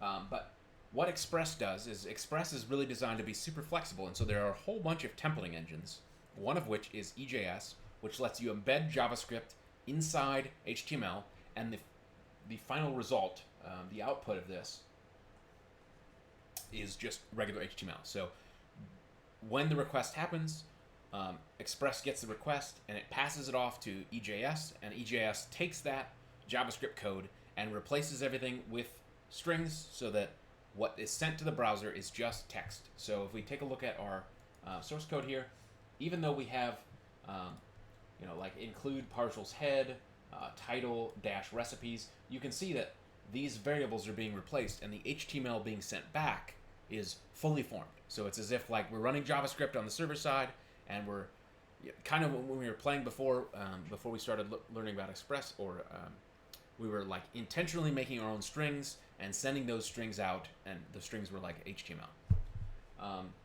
So EJS has a whole bunch of, by default, whenever you do less than sign and then a %, that is telling EJS, hey, I'm inside EJS, process me. And so it has a whole bunch of different functions built in and a whole bunch of different little behaviors. These are EJS tags.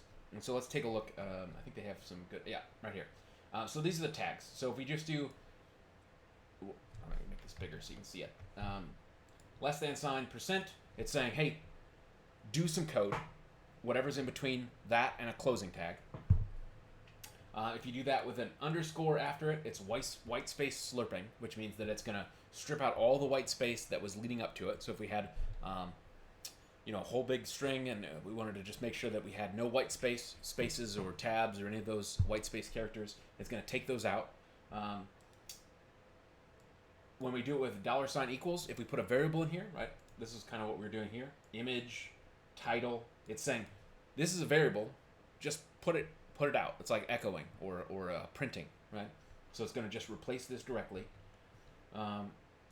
This is the same thing, but it's unescaped, right? So if we had put HTML in this title, for example, let me see if I can show that off really quickly. Yeah, let's just update this. Recipe.title equals strong. Hello. Right. We're going to replace. And let's restart our server and reload the page. Can we do it from here? Yeah. Cool. So it's escaping this HTML because we are using the equals sign. But if we wanted it to be treated as HTML, you can see kind of behind the scenes when it escapes it, it's saying and less than. It's putting in the actual less than character so that it shows up on the page as tags instead of being processed as a tag. And so we can change it to the instead of using an equal sign here, we could do a minus sign and it will be unescaped. Right? So you can see now it's no longer escaped, and if we went back to here, right, it's not showing up with those tags. Most of the time, when you're doing something with user input, and this is kind of like a similar concept to what we were talking about, why we would want to parameterize our database queries. If we're assuming that we're building an app that users can type some information in a form, we want to escape all of their HTML. We want to escape their output. Because if I had done something like this, here, we'll show this off, right? So this says strong hello, right? If I had changed this back to this, and we can assume that, right? If I'm the user and I'm putting in a new recipe, I can come in here and say, script/script, and I can come in here and be nefarious and add JavaScript to the page. And so if I reload this page, let's view page source here. Oh, I have to restart my server. Yeah. Right, so you can imagine if we're letting users put in information to us, this is what's actually being sent out. And if I reload this page, JavaScript is being executed. So we almost always, when it's user input, we want to escape it before it goes into the database. We want to escape it before we put it onto the page. And so we will use, let's take this out. And so we are going to use, in EJS, the equals sign version of this instead of the minus sign. So that it is escaped. So that users, even if they went in there and typed, hey, this is a script tag or whatever, it's just going to display script tag and not execute. This is a comment, right? So if you do it with percent and then a hashtag or pound, it's just a comment. So it lets us, inside of our templates, if we wanted to make a comment and say like loads menu. So we can comment our code here, and this will do nothing to our output. You can see there is no comment shown here in our menu. And then the ending tag, and then they also have a trim and a white space slurping, which will remove white space from the end of the strings that we're doing, right? So that's the basics of EJS. It's like HTML, but it lets us directly embed JavaScript into our pages. And why that's powerful is that we can build things like we've done here, and we can come through here and say, we know that we're passing in, if we look at our output here, we have an array of ingredients, right? We want to loop through that array, and EJS will loop through it on our behalf. And so we can come in here and say percent equals, and we'll say for var, we do let I equals 0, I is less than, what is it?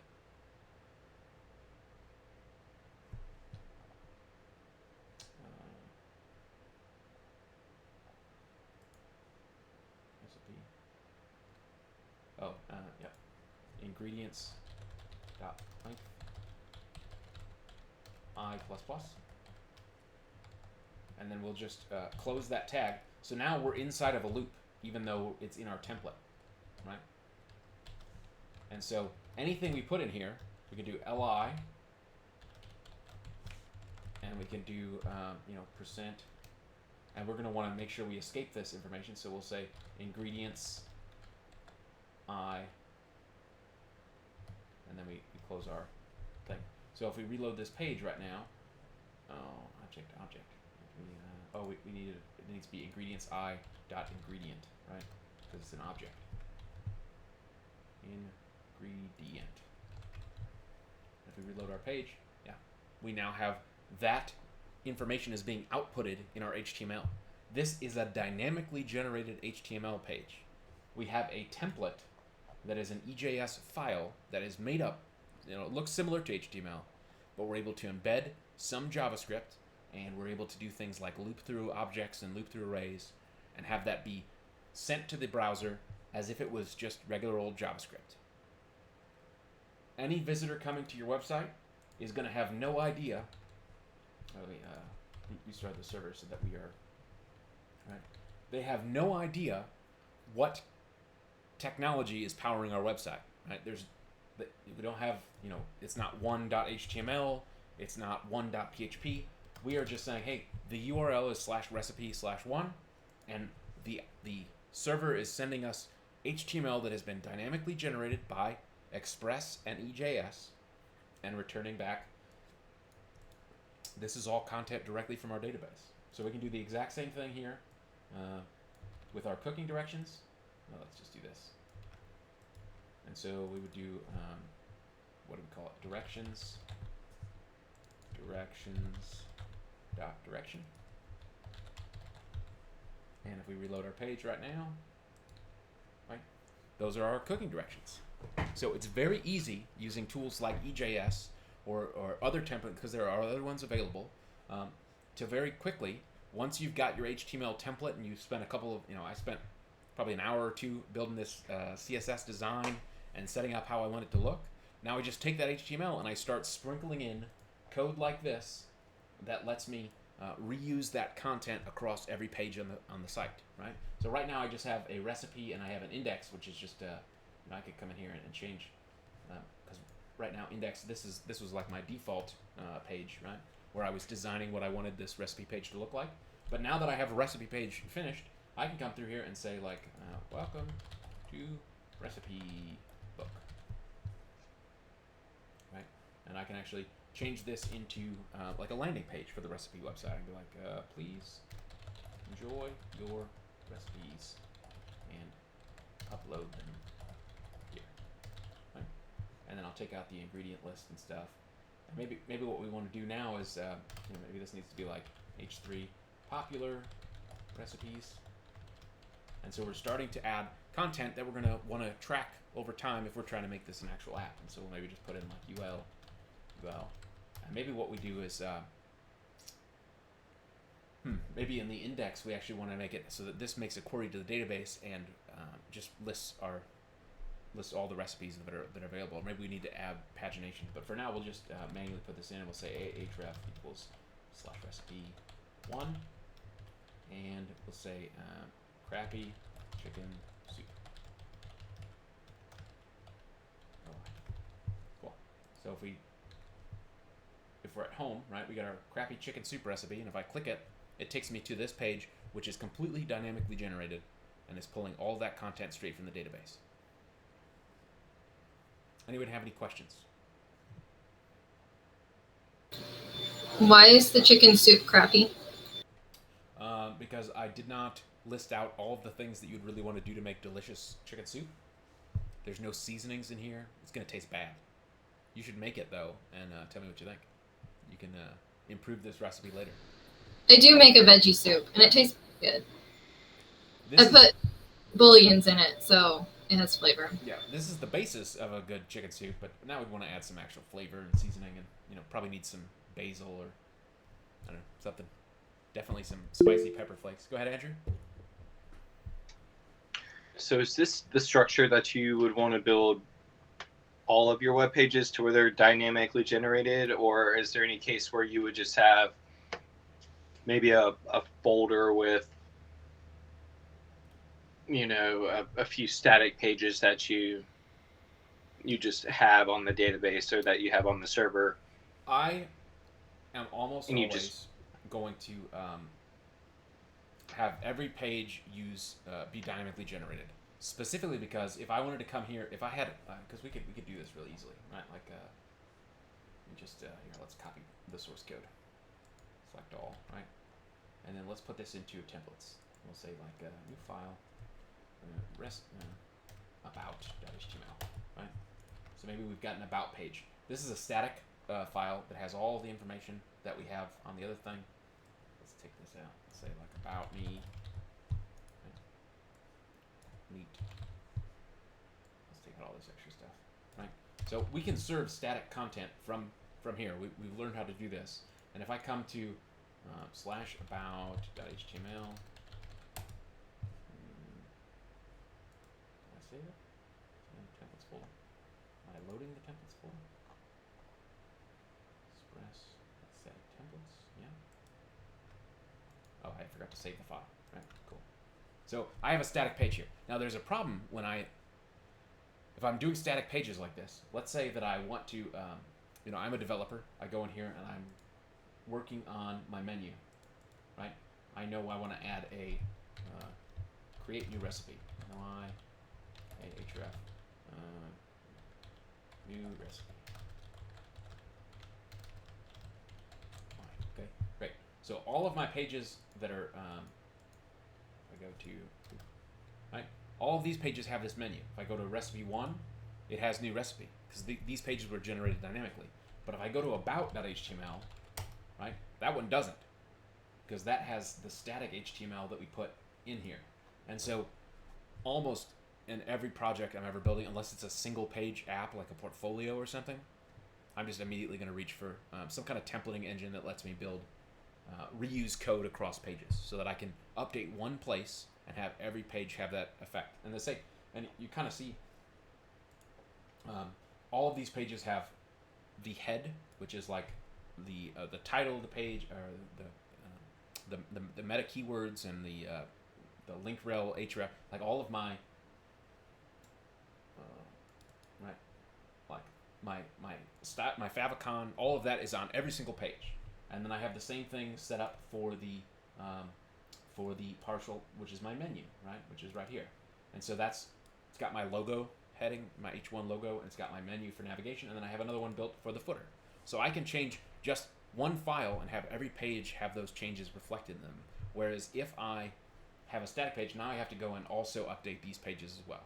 So if I'm going to build a page that's more complex than one page, like a portfolio or a brochure or something like that, I'm immediately going to pull some kind of templating language. And EJS is just a good one because it uses HTML, but Express doesn't care. There's a whole bunch of templating languages that, like, let's look at some. I know there's one built in called Jade, or it used to be called Jade, but now it's called Pug, I think. So let's just look at Express templating languages, template engines, right? There's a whole bunch, and one you might have heard of is React, right? You can plug that directly into Express and have React-capable apps pretty quickly. There's one called Handlebars. I've used that before. Pug. This was the one that used to be Jade, and so the reason we don't teach Jade or Pug before is because it doesn't use HTML. It just uses like a YAML type syntax that should look familiar to you, right? Like HTML, and then you can put attributes in here. Title equals whatever, like H1 Pug, right? Like you're creating it's going to create HTML output from this. Yeah, it's going to show you what it transforms it into. But it is, like we've been learning HTML, we might as well keep working in HTML. There are other ones like handlebars, which just is designed for like lighter weight ones, right? So you can say it's going to look similar, but it's got a different template syntax. So it'll say like squiggly bracket 3 times body, right? So there's no one-size-fits-all solution to this. We just chose to, we're going to use EJS in this class. But there are a lot of other really good ones. And React, I mean, if you click on this, right, React is incredibly complex and extremely powerful. But again, part of the thing that I don't like about React is that it creates its own HTML elements that aren't real. So you have to learn React on top of knowing HTML and CSS and JavaScript. So it's like in addition to, and that just feels like way too much to cover in the span of 12 weeks when we're moving so quickly.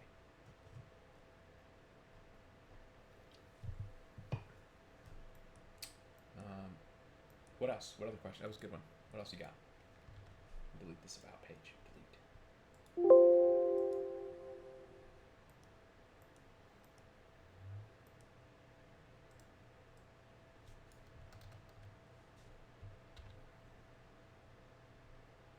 Nothing? Leah, go ahead. So you said we are learning EJS. Yep, this week. This is like the last major component to like if once we know EJS a little bit, which is really truly this simple, right? Like it just gives you special HTML things that lets you generate HTML and swaps out either, you know, in this example, a variable is just being put in that place, right? Like, you know, in this case it says, you know, let's reload, right? It's swapping out the variable directly in line, or you can write simple loops and things, right? So we can say, you know, for ingredients.length, and it has access to these variables because we passed it in the render function. So anything that we pass in render as the second argument, all of those variables are available to this template. And then the other, you know, I think this is a useful thing. It comes with a function called include, and that include function will just like swap out if you make a partials folder, it will swap out. It doesn't even have to be called partials. It's going to swap out whatever like it's going to look inside the folder it lives in, and it's going to swap out. It's going to add that content. So you can make a bunch of modules and literally have a page that is like, you might have a page that's like you know, include heading, and then it's like include app,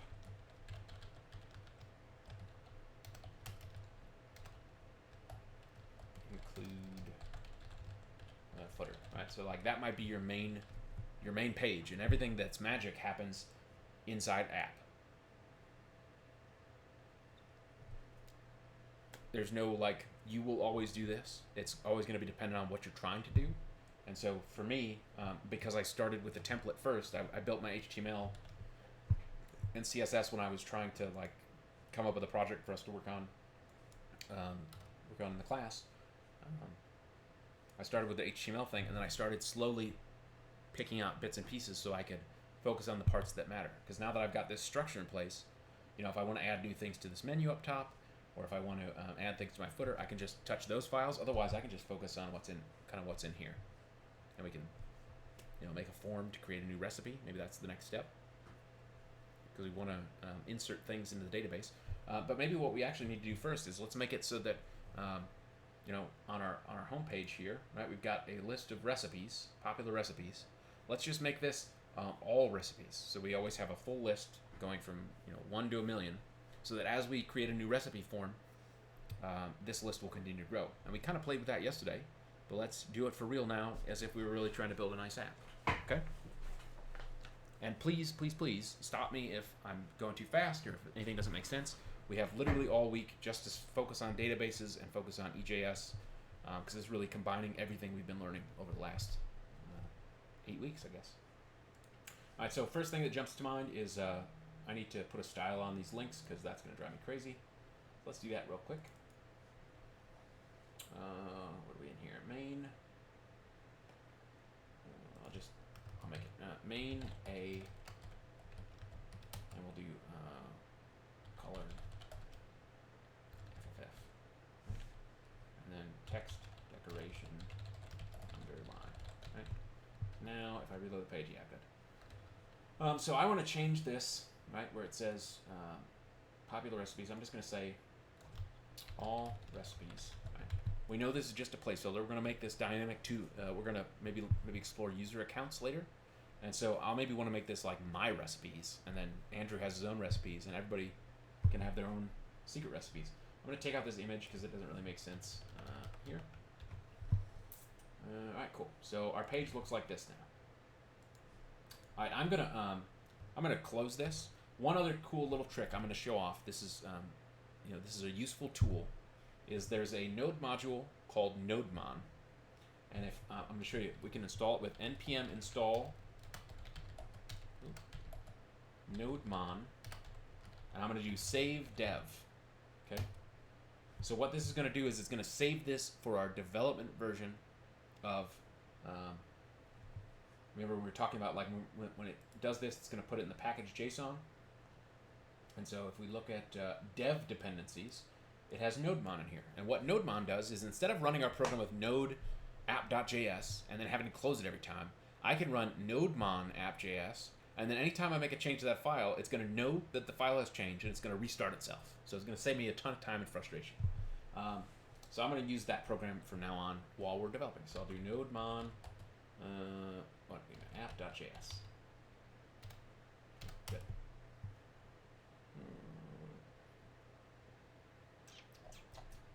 What happened? NodeMon app.js. Run. Okay, whatever. Another thing, I don't know why it's not working here, but we've had this scripts thing when we've been creating our packages using npm init. It usually would say something like test, and it would have like start and whatever, all that silly stuff that was in there. What the scripts thing lets us do is we can define a key like dev and tell it what to do. So we can now run, if I do npm run dev, it's going to run this script.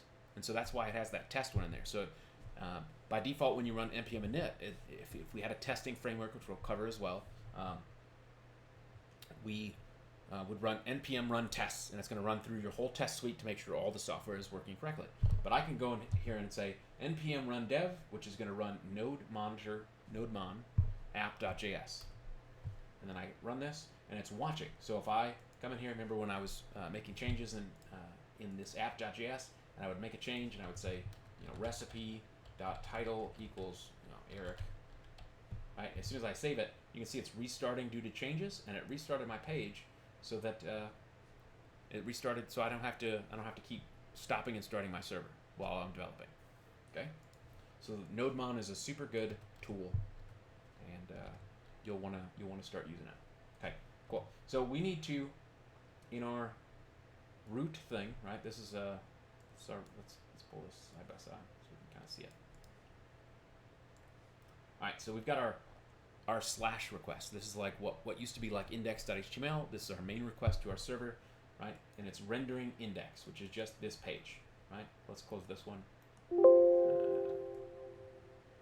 save. Okay, cool. We want to do the same thing. We want to get a list of all of our information from the database. What are all of our recipes? And we want to loop through them so that we can display them with links. So, Leah, I hope you're feeling better. Why don't you walk me through what's the query I would run to just get me a list of all my recipes?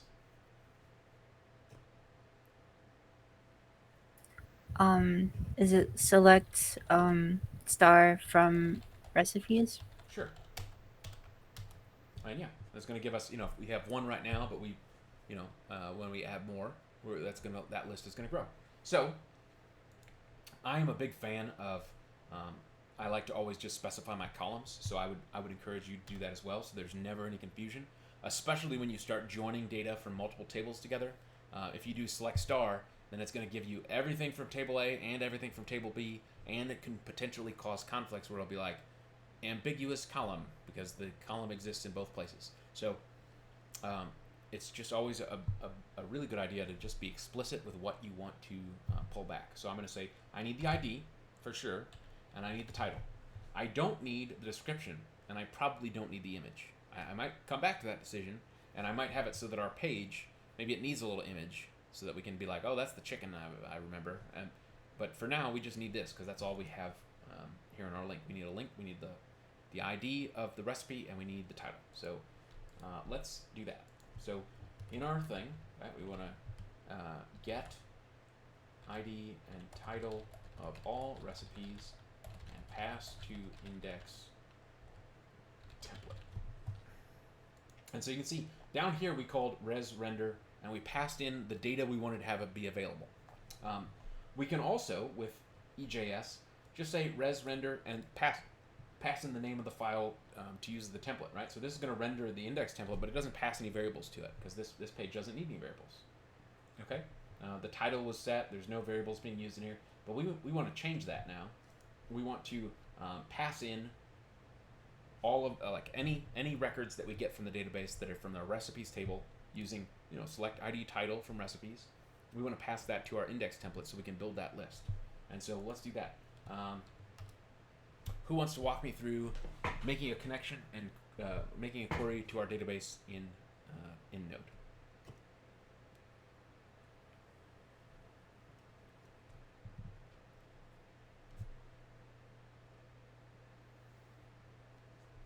It uses our connection object.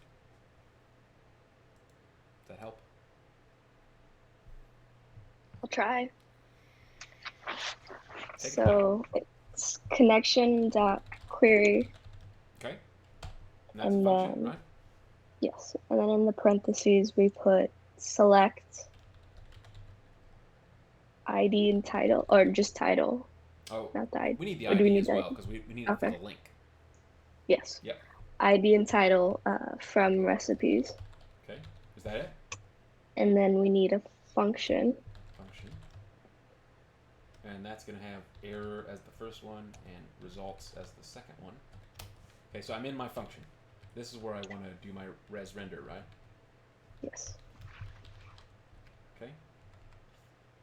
All right. So we know we need to fix that. Results is an array of rows, right? So if we did this right now, if we do console.log results, right? We're going to see it down here in our terminal when we it's going to restart. But then if I reload this page, we're going to see, yeah, it's an array, and the first row is the 0th element is an object that has an ID and a type. So we're like 99% of the way there. So to me, because I want to use this as an array, I'm probably just going to pass this in directly, and I'll say results. Perfect. And then if I save this, now I can go into my index template, and in here, where I have this hard-coded, I'm going to swap this out with an EJS loop, right? And it's the same syntax, so I'm really just going to put JavaScript code between a less than sign and a percent, right? So I'm going to do right in here, and I'm going to write for let I equals 0, I is less than, what do we call it? Should I go?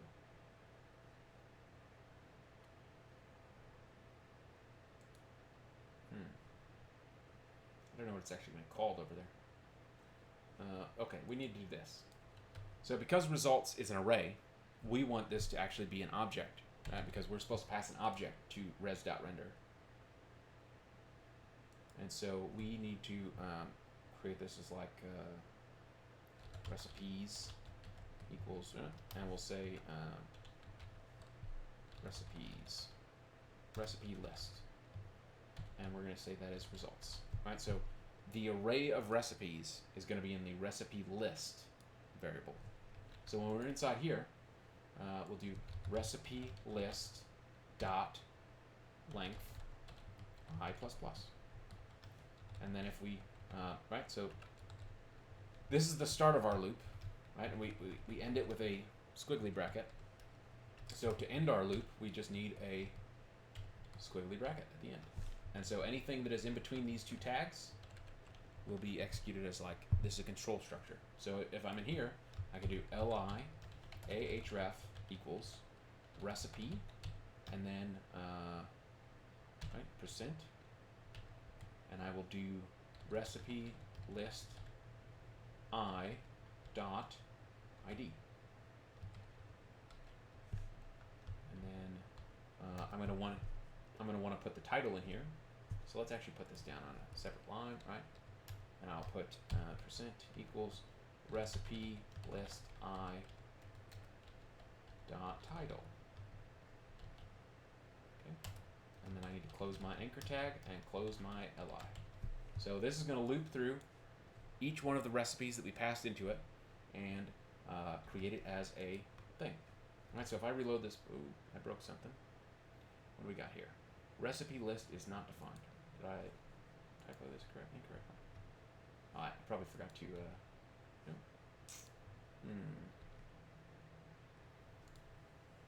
Recipe list. Oh, because I forgot to pass it in here. Recipes. Okay, good. So now, if I reload this page, yeah, cheap chicken rice soup shows up automatically. And if we go in here into our database, just to make sure that everything's working, let's make a new one, right? Yeah. Let's say tacos. Tacos are great. Right. Fly. So it's going to insert that new row. And if we come back in here, now we have a localhost 5000. All right, now we've got tacos showing up in this list automatically. And if I click on this now, tacos are great. It doesn't have any ingredients. It doesn't have any cooking directions because we never added those. Okay, but it's now fully dynamic.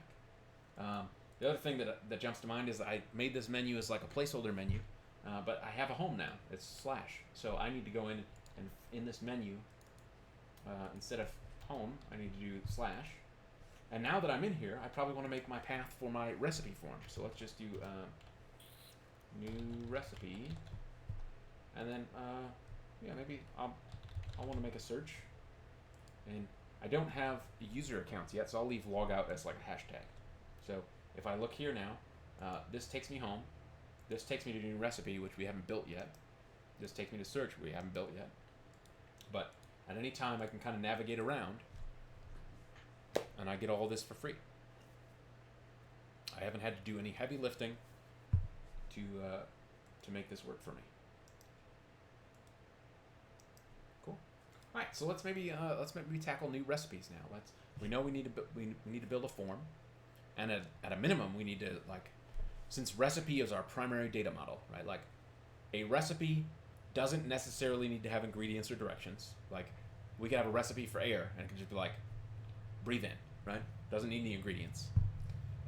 So in theory, right, we can build a form like what I would do to prototype this is I'm going to build a form that lets me just create a new recipe with a title and a description and maybe an image URL, and then we'll figure out how to like add ingredients and directions. Cool. So we want to make a new recipe, right? So all right, let's make this a little bit bigger for us so we can see. Let's shrink you up a bit. So we've got this is our individual recipe view. Let's just take out some of this extra white space so it looks pretty. Right, this is our home page, right? We've got our title, we're rendering the page, good. So let's say app.get new recipe, and this is going to be function rec res, so page to load, or page to create a new recipe. So, I mean, this is real simple. Since we're making a page, it doesn't need to have any variables or anything yet. We can just do res.render, and then we'll call it new recipe. Right? So when we do res render, it's going to look for this file inside this views folder. So we can just copy our HTML. Let's make a new file called new recipe.ejs, and we're going to paste this in, right? So this is the one for our recipe. So we need to change our title because we don't have this title variable. We don't have an image variable. We don't have description variable. So we're just going to say add new recipe. Okay. And then our title will be add new recipe. We don't need an image.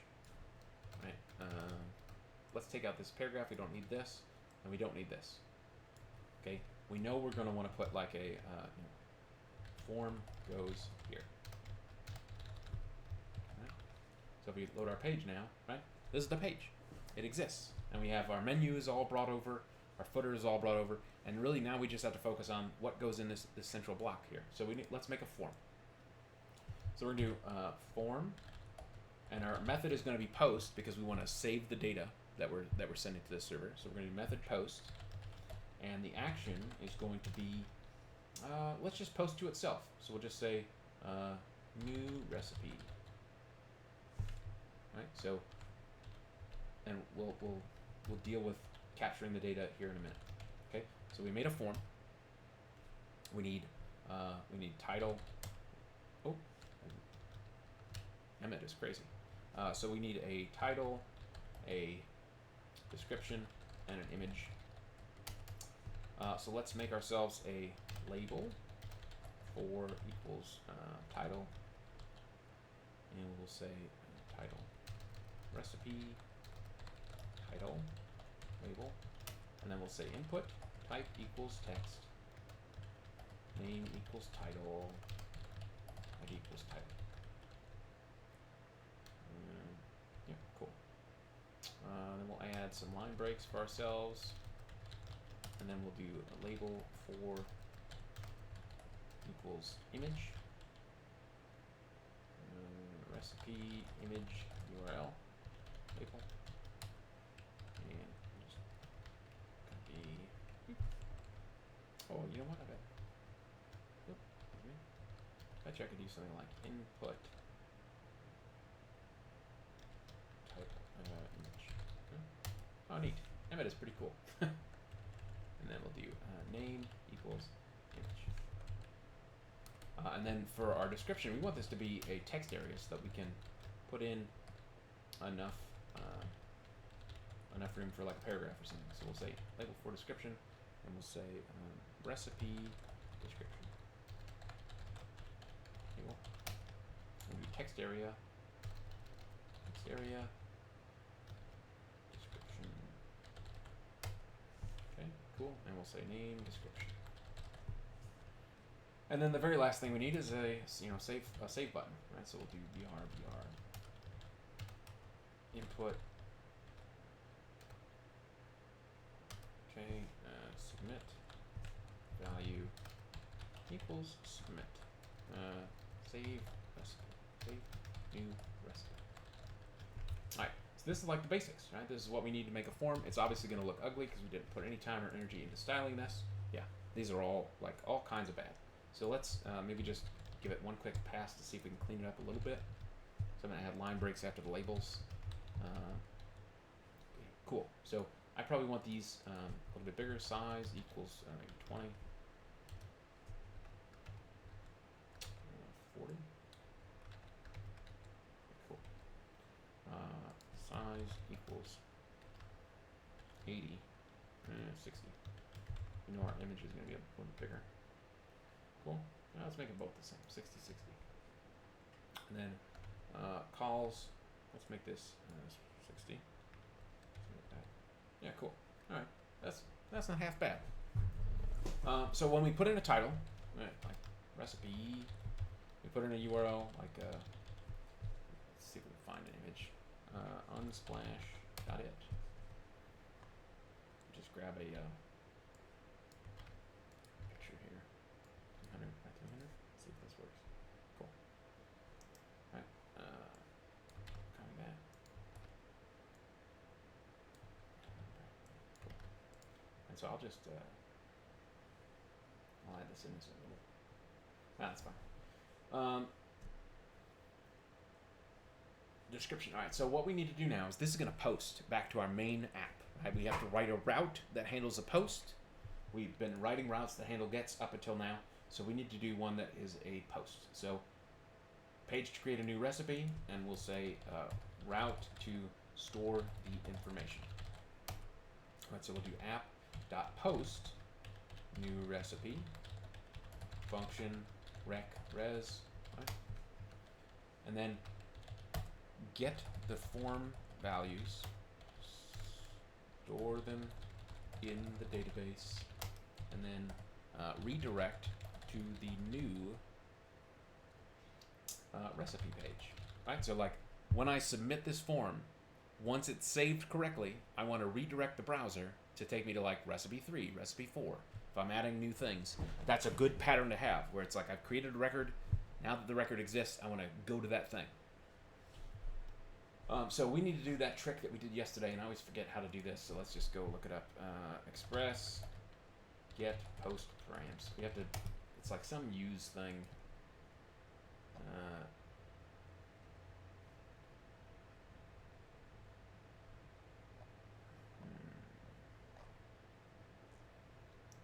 We did it yesterday.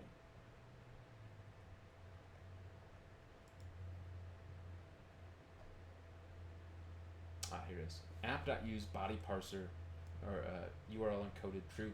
Well, there's like an easier way to do this. Let's see. What was our code yesterday? Do we have GitHub? We'll just steal it from ourselves.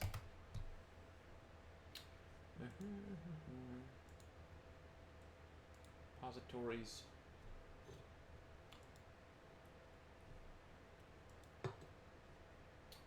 Yeah, express URL encoded extended true. This is what we need. So we need to come up here, and under here, we're going to say, hey, give me the URL encoded form values.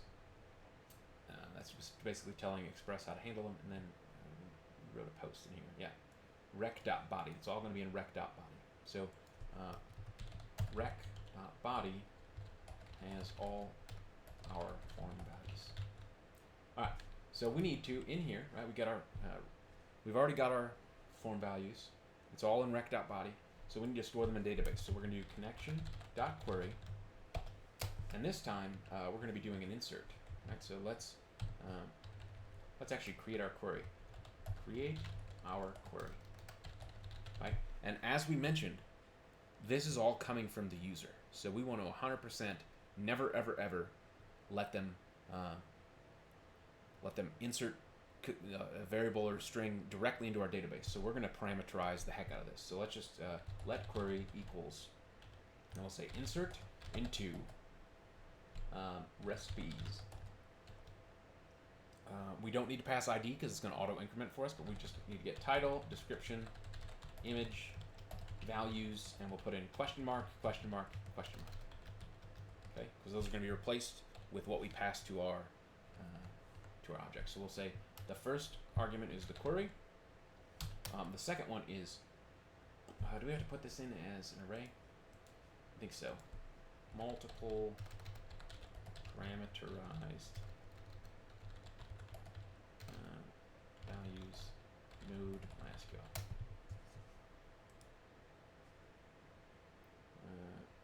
Yeah, cool.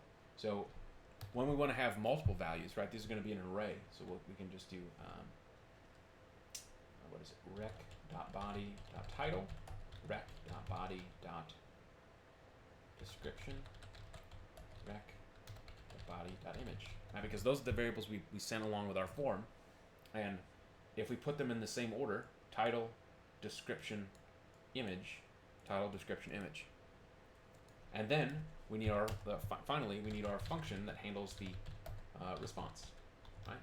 So we know that in an insert, or maybe we don't know this, but in an insert, it's not returning any data to us. It's just doing the insert, and it's letting us know, hey, I inserted 1 record, or I inserted 2 records, or 3 records, or if there's an error, that might come back as well. So we'll just do if error, throw error, right? So if there's an error, tell somebody that's checking, and somebody that's looking inside of a try catch block. Otherwise, it just kind of like throws an error, and it will show up in the console, and everything will be wrong. But what we want to do is, right, like if we're in this callback, it successfully already did this insert. or it had an error. So if we're at this line of code, we can just do res.redirect, and this is probably actually where we're going to want to take a look at the let's console.log our results, because it's going to tell us the ID that it inserted into in this results object. So we've been doing I think we're at 2 right now. We made chicken soup and we made tacos. So the next one we insert is going to be 3, but us as a programmer, we don't know that it's going to be 3 because the database is separate from us. So we only have to rely on what the database tells us it inserted into. So for now, let's just res redirect to / res redirect is doing exactly what you'd expect. It's saying this request was successful. Now let's redirect to a different path. So it's going to come to here. So if I come in here now and I click save, what we really want to do is we want to check. We're gonna add a new thing, and that should work. This code looks correct, but it's going to console.log the results object to us, so that we can see what the name of the value in results that has the most recently created ID, so that we can come in and look at this. So if I'm in here, I type in. So I'm gonna throw out a food name. We're gonna make a recipe for.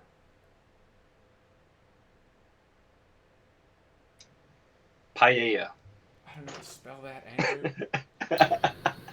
You can do water, and then the ingredients can be a can of dehydrated water, and then you add water, and then you pour it in a cup. Okay, perfect. That's what we'll do eventually. So we're also going to want to make it so that we can update these records as well. We'll say water is super cold and delicious, and Eric can't spell paella. So water was created, but you can see what we actually care about is we're console.logging our results object, right here. So we really want to, okay, so here it is, insert ID is 3. That's what I'm looking for. So we want to do res redirect, and we're going to turn this into a template string, because it's a fun way to do things. And we're going to say recipe, and then we'll do $ thingy, and we'll do results.insert ID. So now I don't need to log this anymore. Let's take that out. Okay, so when I add my new recipe now, what are we going to do as our fourth recipe?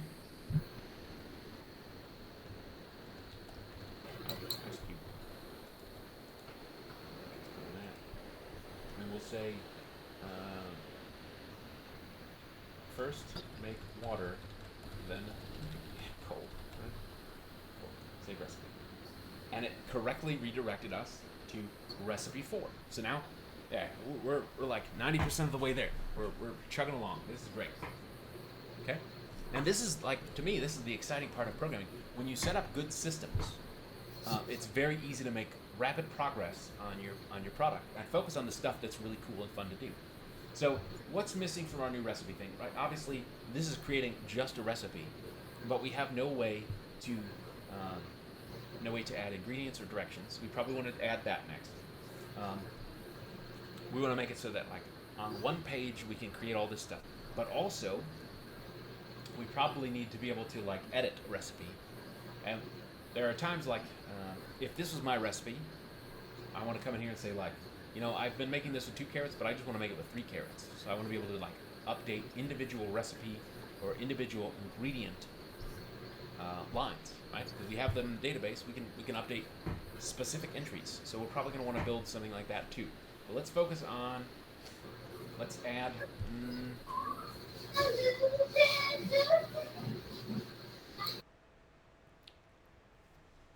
Let's add ingredients and recipes here. So we're gonna have to get kind of creative with our JavaScript. This is gonna be client-side JavaScript. We're gonna want to make it so that, like, we've got a ingredient thing here, and as soon as I fill up an ingredient, it automatically inserts another ingredient input, so that we can, have 1 or 1,000 ingredients. That's gonna be up to us. So let's try and see if we can build that in a fun way. All right, so I'm in the new recipe thing. Maybe we need to have like an H3 above this. So let's just, let's do like H3 ingredients, H3, cool. let's just, yep, I want some spacing here. Cool. I'm just gonna add two of them. And I'm definitely gonna want to come back and give this page some more design love, because this looks pretty atrocious right now. But we're just having fun and building stuff. So I got my ingredients section. Maybe I'll put an HR in here. That'll make me happy. Yeah, cool. That's ugly. I take it all back. All right. So we know we need a input type equals text. Name equals ingredients. ID equals. I don't want to put an ID in there. All right, let's just see what this does, and we'll do size equals 60, so that they all match. All right, so I have ingredients here. Let's give ourselves some spacing. Great. All right. So what I want it to happen is that as soon as I put in information in here, as soon as I start typing, even, I want to automatically create a second ingredient element right below it, and that ingredient will have the same thing. So we're gonna maybe put a class on this so we can watch the. I got an idea. We're gonna do a div, and we're gonna say ID equals ingredients inputs. Okay. So it's gonna give me a container. I can watch the individual elements. Let's just start and see what we get to. There's probably a better way to do this, and we'll. All right. So I need a JavaScript folder. I'm gonna make a JavaScript folder in my templates. Right. This is gonna be a static file, so I need to make this available to us through Express. So I'm gonna come in here and say recipes.js. All right. And then I need to add that to my. I want this to be available in my pages, right? So let's go into my head partial, and I'm going to come in here and say script, right? Text / JavaScript, source equals JS recipes.js, right? So I've just added this JavaScript to all of my pages. So if I just view source here, right? Now I've got my JavaScript in here. All right, let's close this. All right, so I'm in my thing. When the page is loaded, so document.getElement or document.add event listener, DOM content loaded. Right? When we're ready, I want to look for, if I'm on this page, right? If I've got an ingredients inputs element, I want to watch for changes and stuff. So let's see. Let's actually write this as a separate function, because we're going to want to add this event handler on. Okay, so let's think through this, and we're going to comment it out as we go. All right.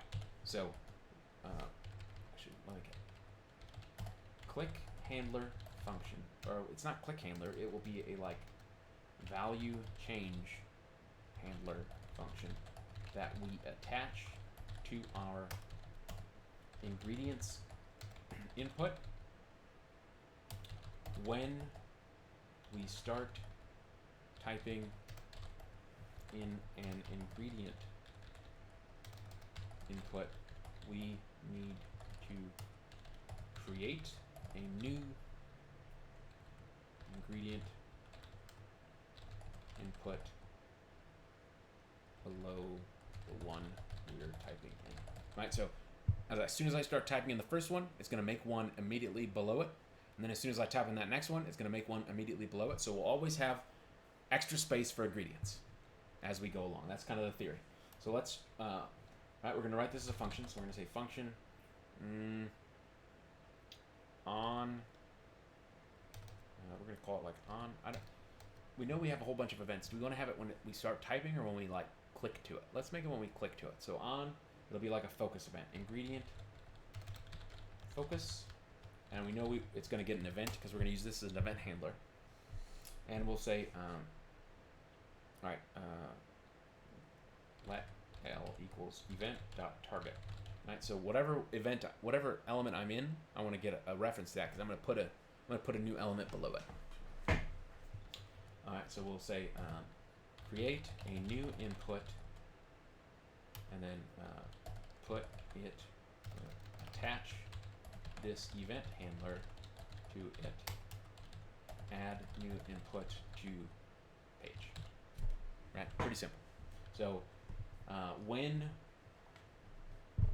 we focus on an element, the focus event happens as soon as I click into it or I tab to it, right? So like tab. Right now it's going to fire, and it would create a new ingredient element right here below us. So let's create a new input. So we'll say let new L equals document dot create element, and we'll call it input. Right? And then we need to add all of those attributes, right? So we're going to say new L dot name equals ingredients. New L dot size equals 60, right? We want it to match the size, and we'll say new L dot add event listener focus, and we're going to put in ingredient focus, right? So every single one of these elements is going to get this function on it, and this function is going to create a new element that is going to add this function to it as a focus handler. So perfect. Let's put this in here. That's a comment that goes with that. And then we need to just add this to the page. So how would we append? Oh, let's just do document dot get element by ID. And what is the name of this element here? Ingredients input. And I think we can just do append child new L. Alright, let's make sure we've got all the right stuff. Oh, we need to put input type equals text, right? So we need to say new L dot type equals text. So this should work perfectly. Let's just make sure. And we need to add it to the first one. So we'll say document dot get element by ID, and we'll just give an ID to this first one. So we'll say ID first ingredient, right? We'll say first ingredient dot add event listener focus, and it will be ingredient focus, right? So we're loading, when the page loads, we're going to find that element. Oh, we probably need to check to make sure it exists first, right? Like, because this is going to cause a JavaScript error on every other page, because this element doesn't exist on those other pages. So let's just make sure that it exists first. So if document dot get element by ID first ingredient,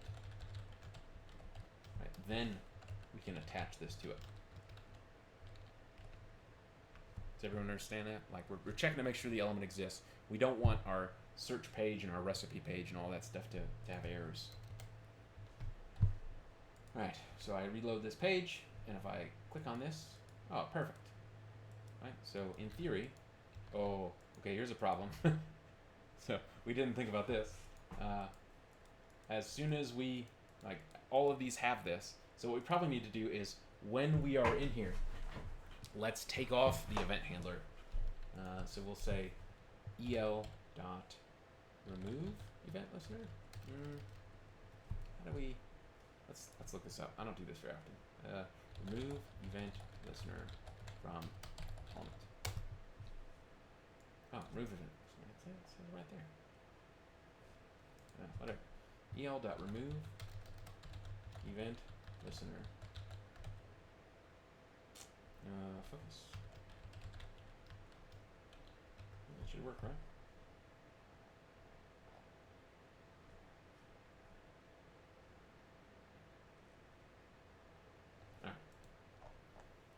This should work. Cool. So as soon as we run this focus in the first place, let's take that out, right? So the only one that can ever have this focus element is the last one. This should do what we want to do, right? So perfect. Oh, it didn't work. Dang it. Why doesn't it work? Oh, we need to put in the let's see, ingredient focus. Try that. Let's do hard reload. let's see. Maybe we got some JavaScript errors in here that's telling us what's wrong. So, boop, boop, boop. That's working. Yeah, it's perfect. Everything is perfect. All right. So ingredient 1, ingredient 2, ingredient 3. And then when we save these, in theory, let's see what happens on our code. So let's come into app.js. We want to not insert, like we're in test mode right now. We don't want to actually run this query.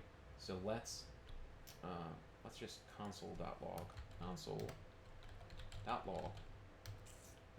rec.body. Let's see what's in here. And then we'll res.send.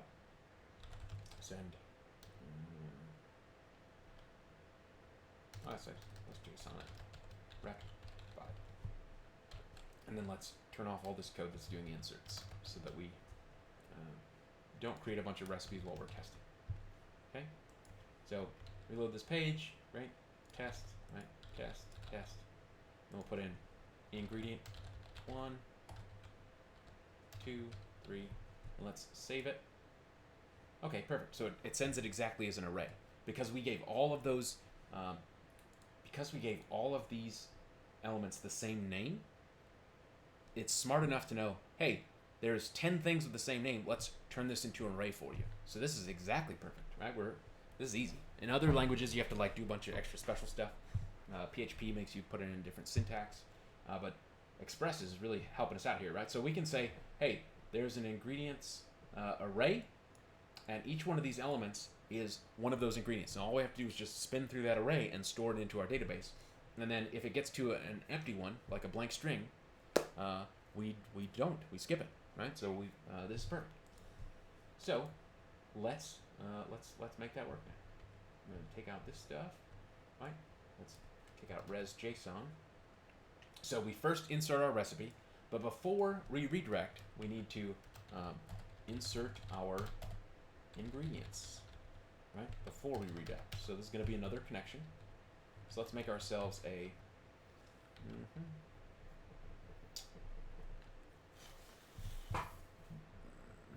okay.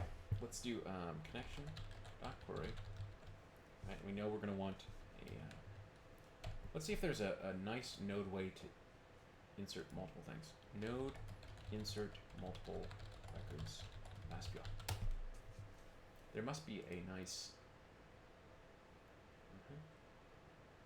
insert into test values question mark. Okay, cool. So because it's already in an array, query. So if we send in an array of arrays and we change our insert to just insert into test the columns, as long as the columns is an array of arrays, we should be good. Right? So we know that this is coming in as ingredient 1. So this is already an array.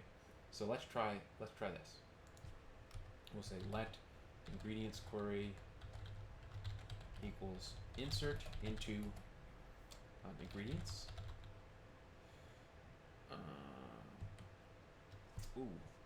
We need so we're going to be inside a subquery.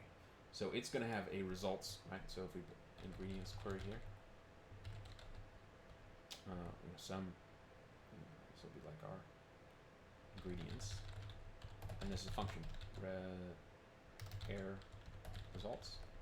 The problem is we want the insert ID of this top one, so we need to make a new variable and put it up here first. So we'll do let new recipe ID equals results dot insert ID. Right, so we're storing this in a variable outside of this other function, so that when we want to redirect, because we need this in here in our second query as well, right? We need that insert ID. We need the record, so we know what recipe these ingredients go with. Okay, so we're going to do insert into ingredients recipe ID and ingredient. Right, that was our structure. We can go just verify this in our DB schema. Yeah, recipe ID and ingredient, perfect.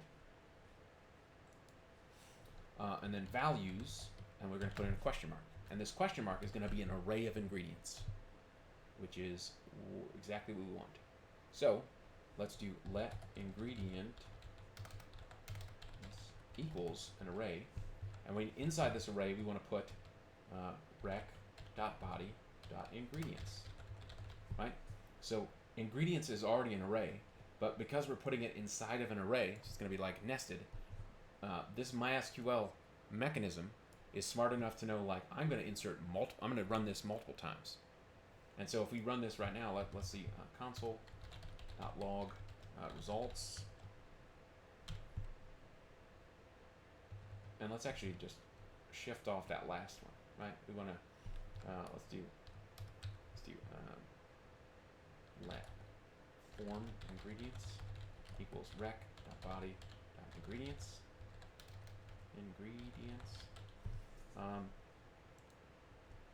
Does JavaScript pop?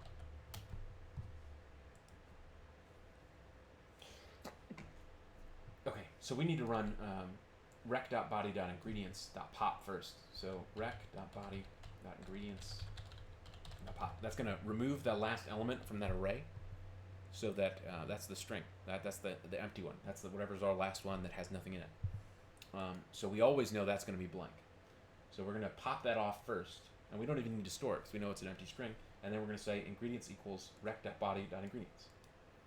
Then we have our query, our ingredients list here, our callback function, and then if we log our results, at the very end, we should be able to redirect to here. But we need to change this to new recipe ID. New recipe ID. Because we have a new results variable here. So, if we play our cards right here, we should be able to come here. Spicy water. Okay. Yeah, that's fine. Water, but with and so the first ingredient is water.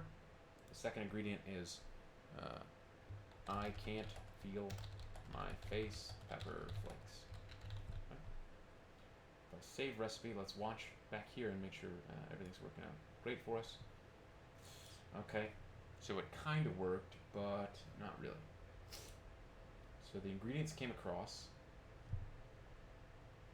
but something, okay, console.log broke here.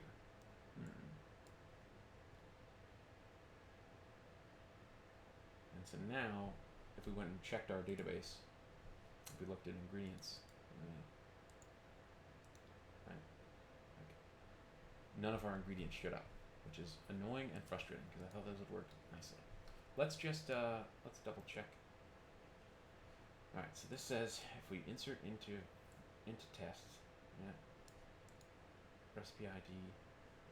Let's say let's actually just do if error console.log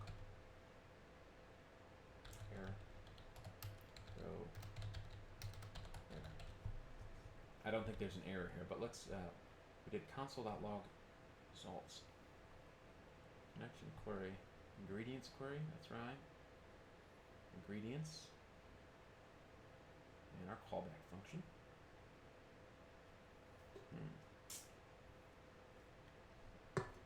And it did redirect us, so that part's working. And it took us to our spicy water page, but it did not actually store our ingredients, which is frustrating. Let's look in here again.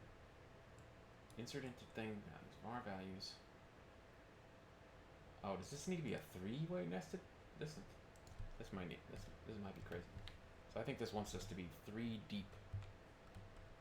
And so an array inside of an array of an array. That sounds like a very fun thing to do. So let's try spicy water part 2. Spicy water 2. Whatever. Good. Extra spicy water with ingredients. I'll try water, pepper flakes, chili powder. Let's watch our thing here. Or save new recipe. Okay, that actually. Oh, it kind of worked. It's showing us that the. Hey, this needs to be 4 levels deep. Let's try that. Man, this is crazy. Let's try reloading. So it's showing us the SQL that's causing things to break. water, pepper flakes, chili powder. We need to. I don't know. I'm gonna have to debug this. I've never tried to make multiple queries like this with this in Node. So I'll do some digging tonight and tomorrow we'll solve this and chug along and keep going. It is 8:30. Is there anything we'd like to discuss or go over with what we've been doing? Like, this is the process of software development where it's very iterative. So what we're doing here is very similar to how you're going to work in the real world. And it, obviously we're compressed for time, and I'm trying to try new things as we think of it. And so sometimes there's bugs, but I don't want to spend 30 minutes reading through a bunch of documentation in front of you when we can be chatting about, do we want to look closer at special types of queries? Do we want to look at creating tables again? Do we want to spend more time with joins? What would be useful for y'all?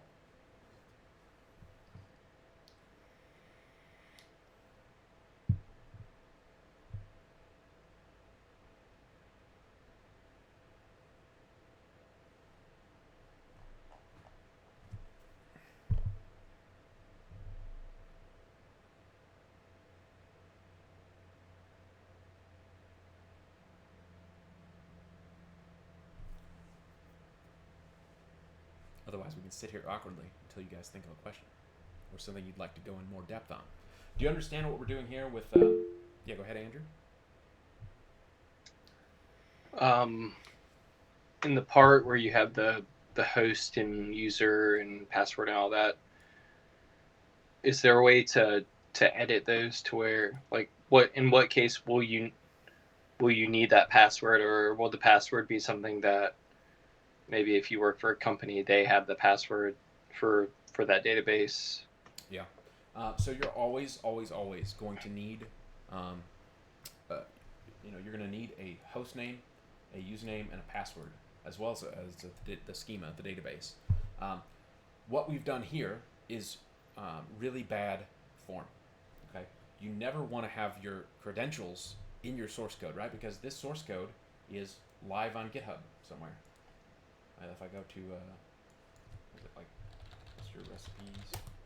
Like, this is open source, right? So if I have my code in here, anyone can read this. So there's a really cool, there's a really cool node module that I like to use, and I'll show you how to do it right now. I didn't want to complicate it, but I'm going to close this, right? And it's called npm install.env, all one word, and then we're going to do save dev. Okay. And what .env does is that I can create a file in here called a .env file, and we have this in our git ignore. It's env. Yeah. So any file that has a .env at the end is going to be not checked into version control, right? So Git knows to skip over this since we have it in our git ignore file. But I can come into .env and I can say db host equals localhost, db user equals root equals nothing, and then db schema equals recipes, right? And then because I've included this .env file, right? This is a node module that's available to me now. I can come in here, and this one has a little bit of a wonky syntax. So I can say require .env, and then I do .config. Right? And as soon as I do that, it has added every single one of these things that is listed here line by line as a variable that we can use in our code. So we can come in here and say process.env.dbhost, process.env.dbuser, process.env.dbpass, and then process.env.dbschema, right? So now I can check this into version control safely. No one's going to see my password. No one's going to see my username. They can't log into my database. But then all I have to do is when I deploy this to a server somewhere, I just have to create a .env folder. We use this. We're going to use this in Heroku when we start deploying things to servers, right? So we probably need a port, right? So I can come in here and say port equals, what is it? Right now it's 5,000, but let's just make this 8080 for now, right? So when I run my program now, npm run dev, okay? Now my website is not on port 5,000, but it should be on port 8080. Okay, and it does indeed connect to my database, even though the source code does not have the credentials in there anymore. It's using the credentials from .env, which is reading a file on my folder. So this is my local development .env, and then our server, where we actually have a production database, it's going to have a different username and password. And hopefully, if you're working on a team, there might be 20 people on your team, and maybe only 1 or 2 people are a system administrator or a senior engineer has the credentials to your database.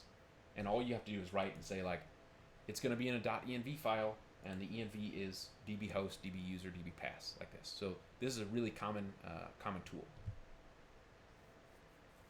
Okay. And a lot of like when you get into the corporate world or when you're working in a team, like, you're going to check in your code into GitHub or into Bitbucket or one of these version control systems.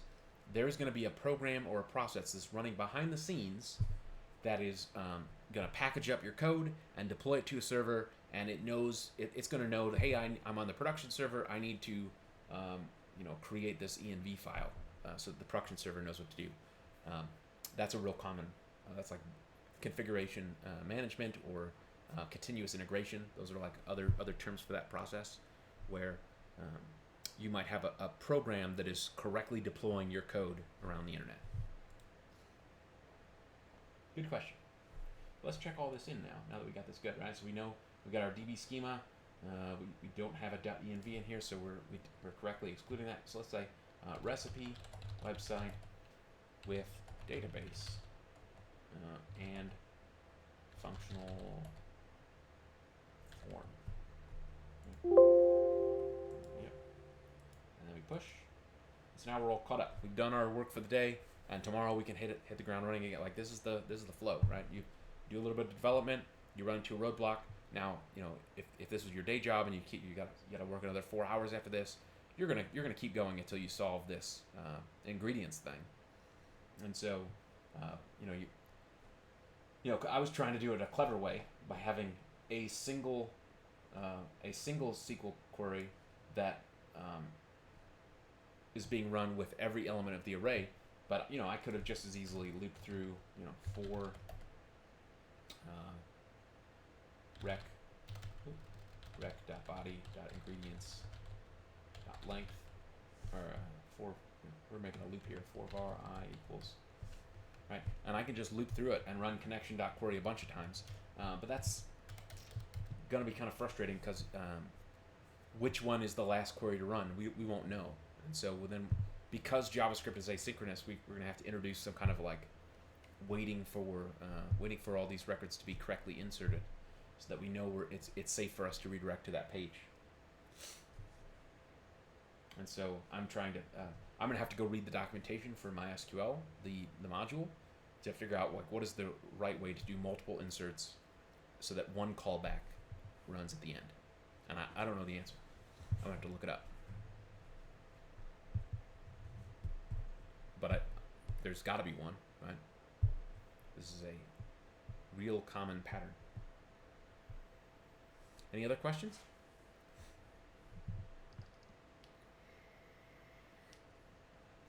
Does everyone understand kind of the structure of, now we're using Express. We kind of learned Express last week, and it's like serving content for us. Now we're writing our own paths. Like the ones that are really exciting to me is like the posts where we're storing data from the user, and then some of these ones like where we're a /recipe, and then we pass in an ID, and we're going to fetch information from the database and display dynamic content. Like this is super fun. Spicy water, right? Like this is programming. You can build anything with this. You don't need to know complicated. Like Selena's in a class where they're making stored procedures and all kinds of nonsense, and that's overkill. You should theoretically never need to use that ever in your entire life. because they are crazy.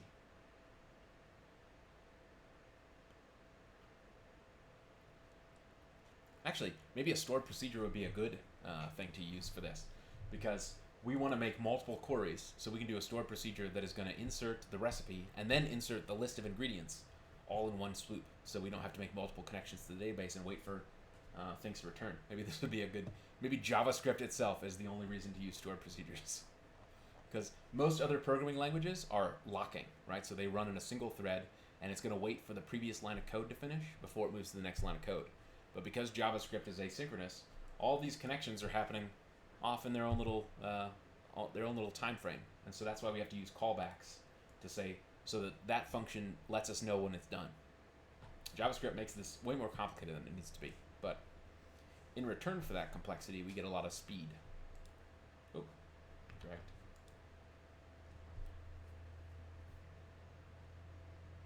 All right, well, I'm going to stop the recording. It's 8:40.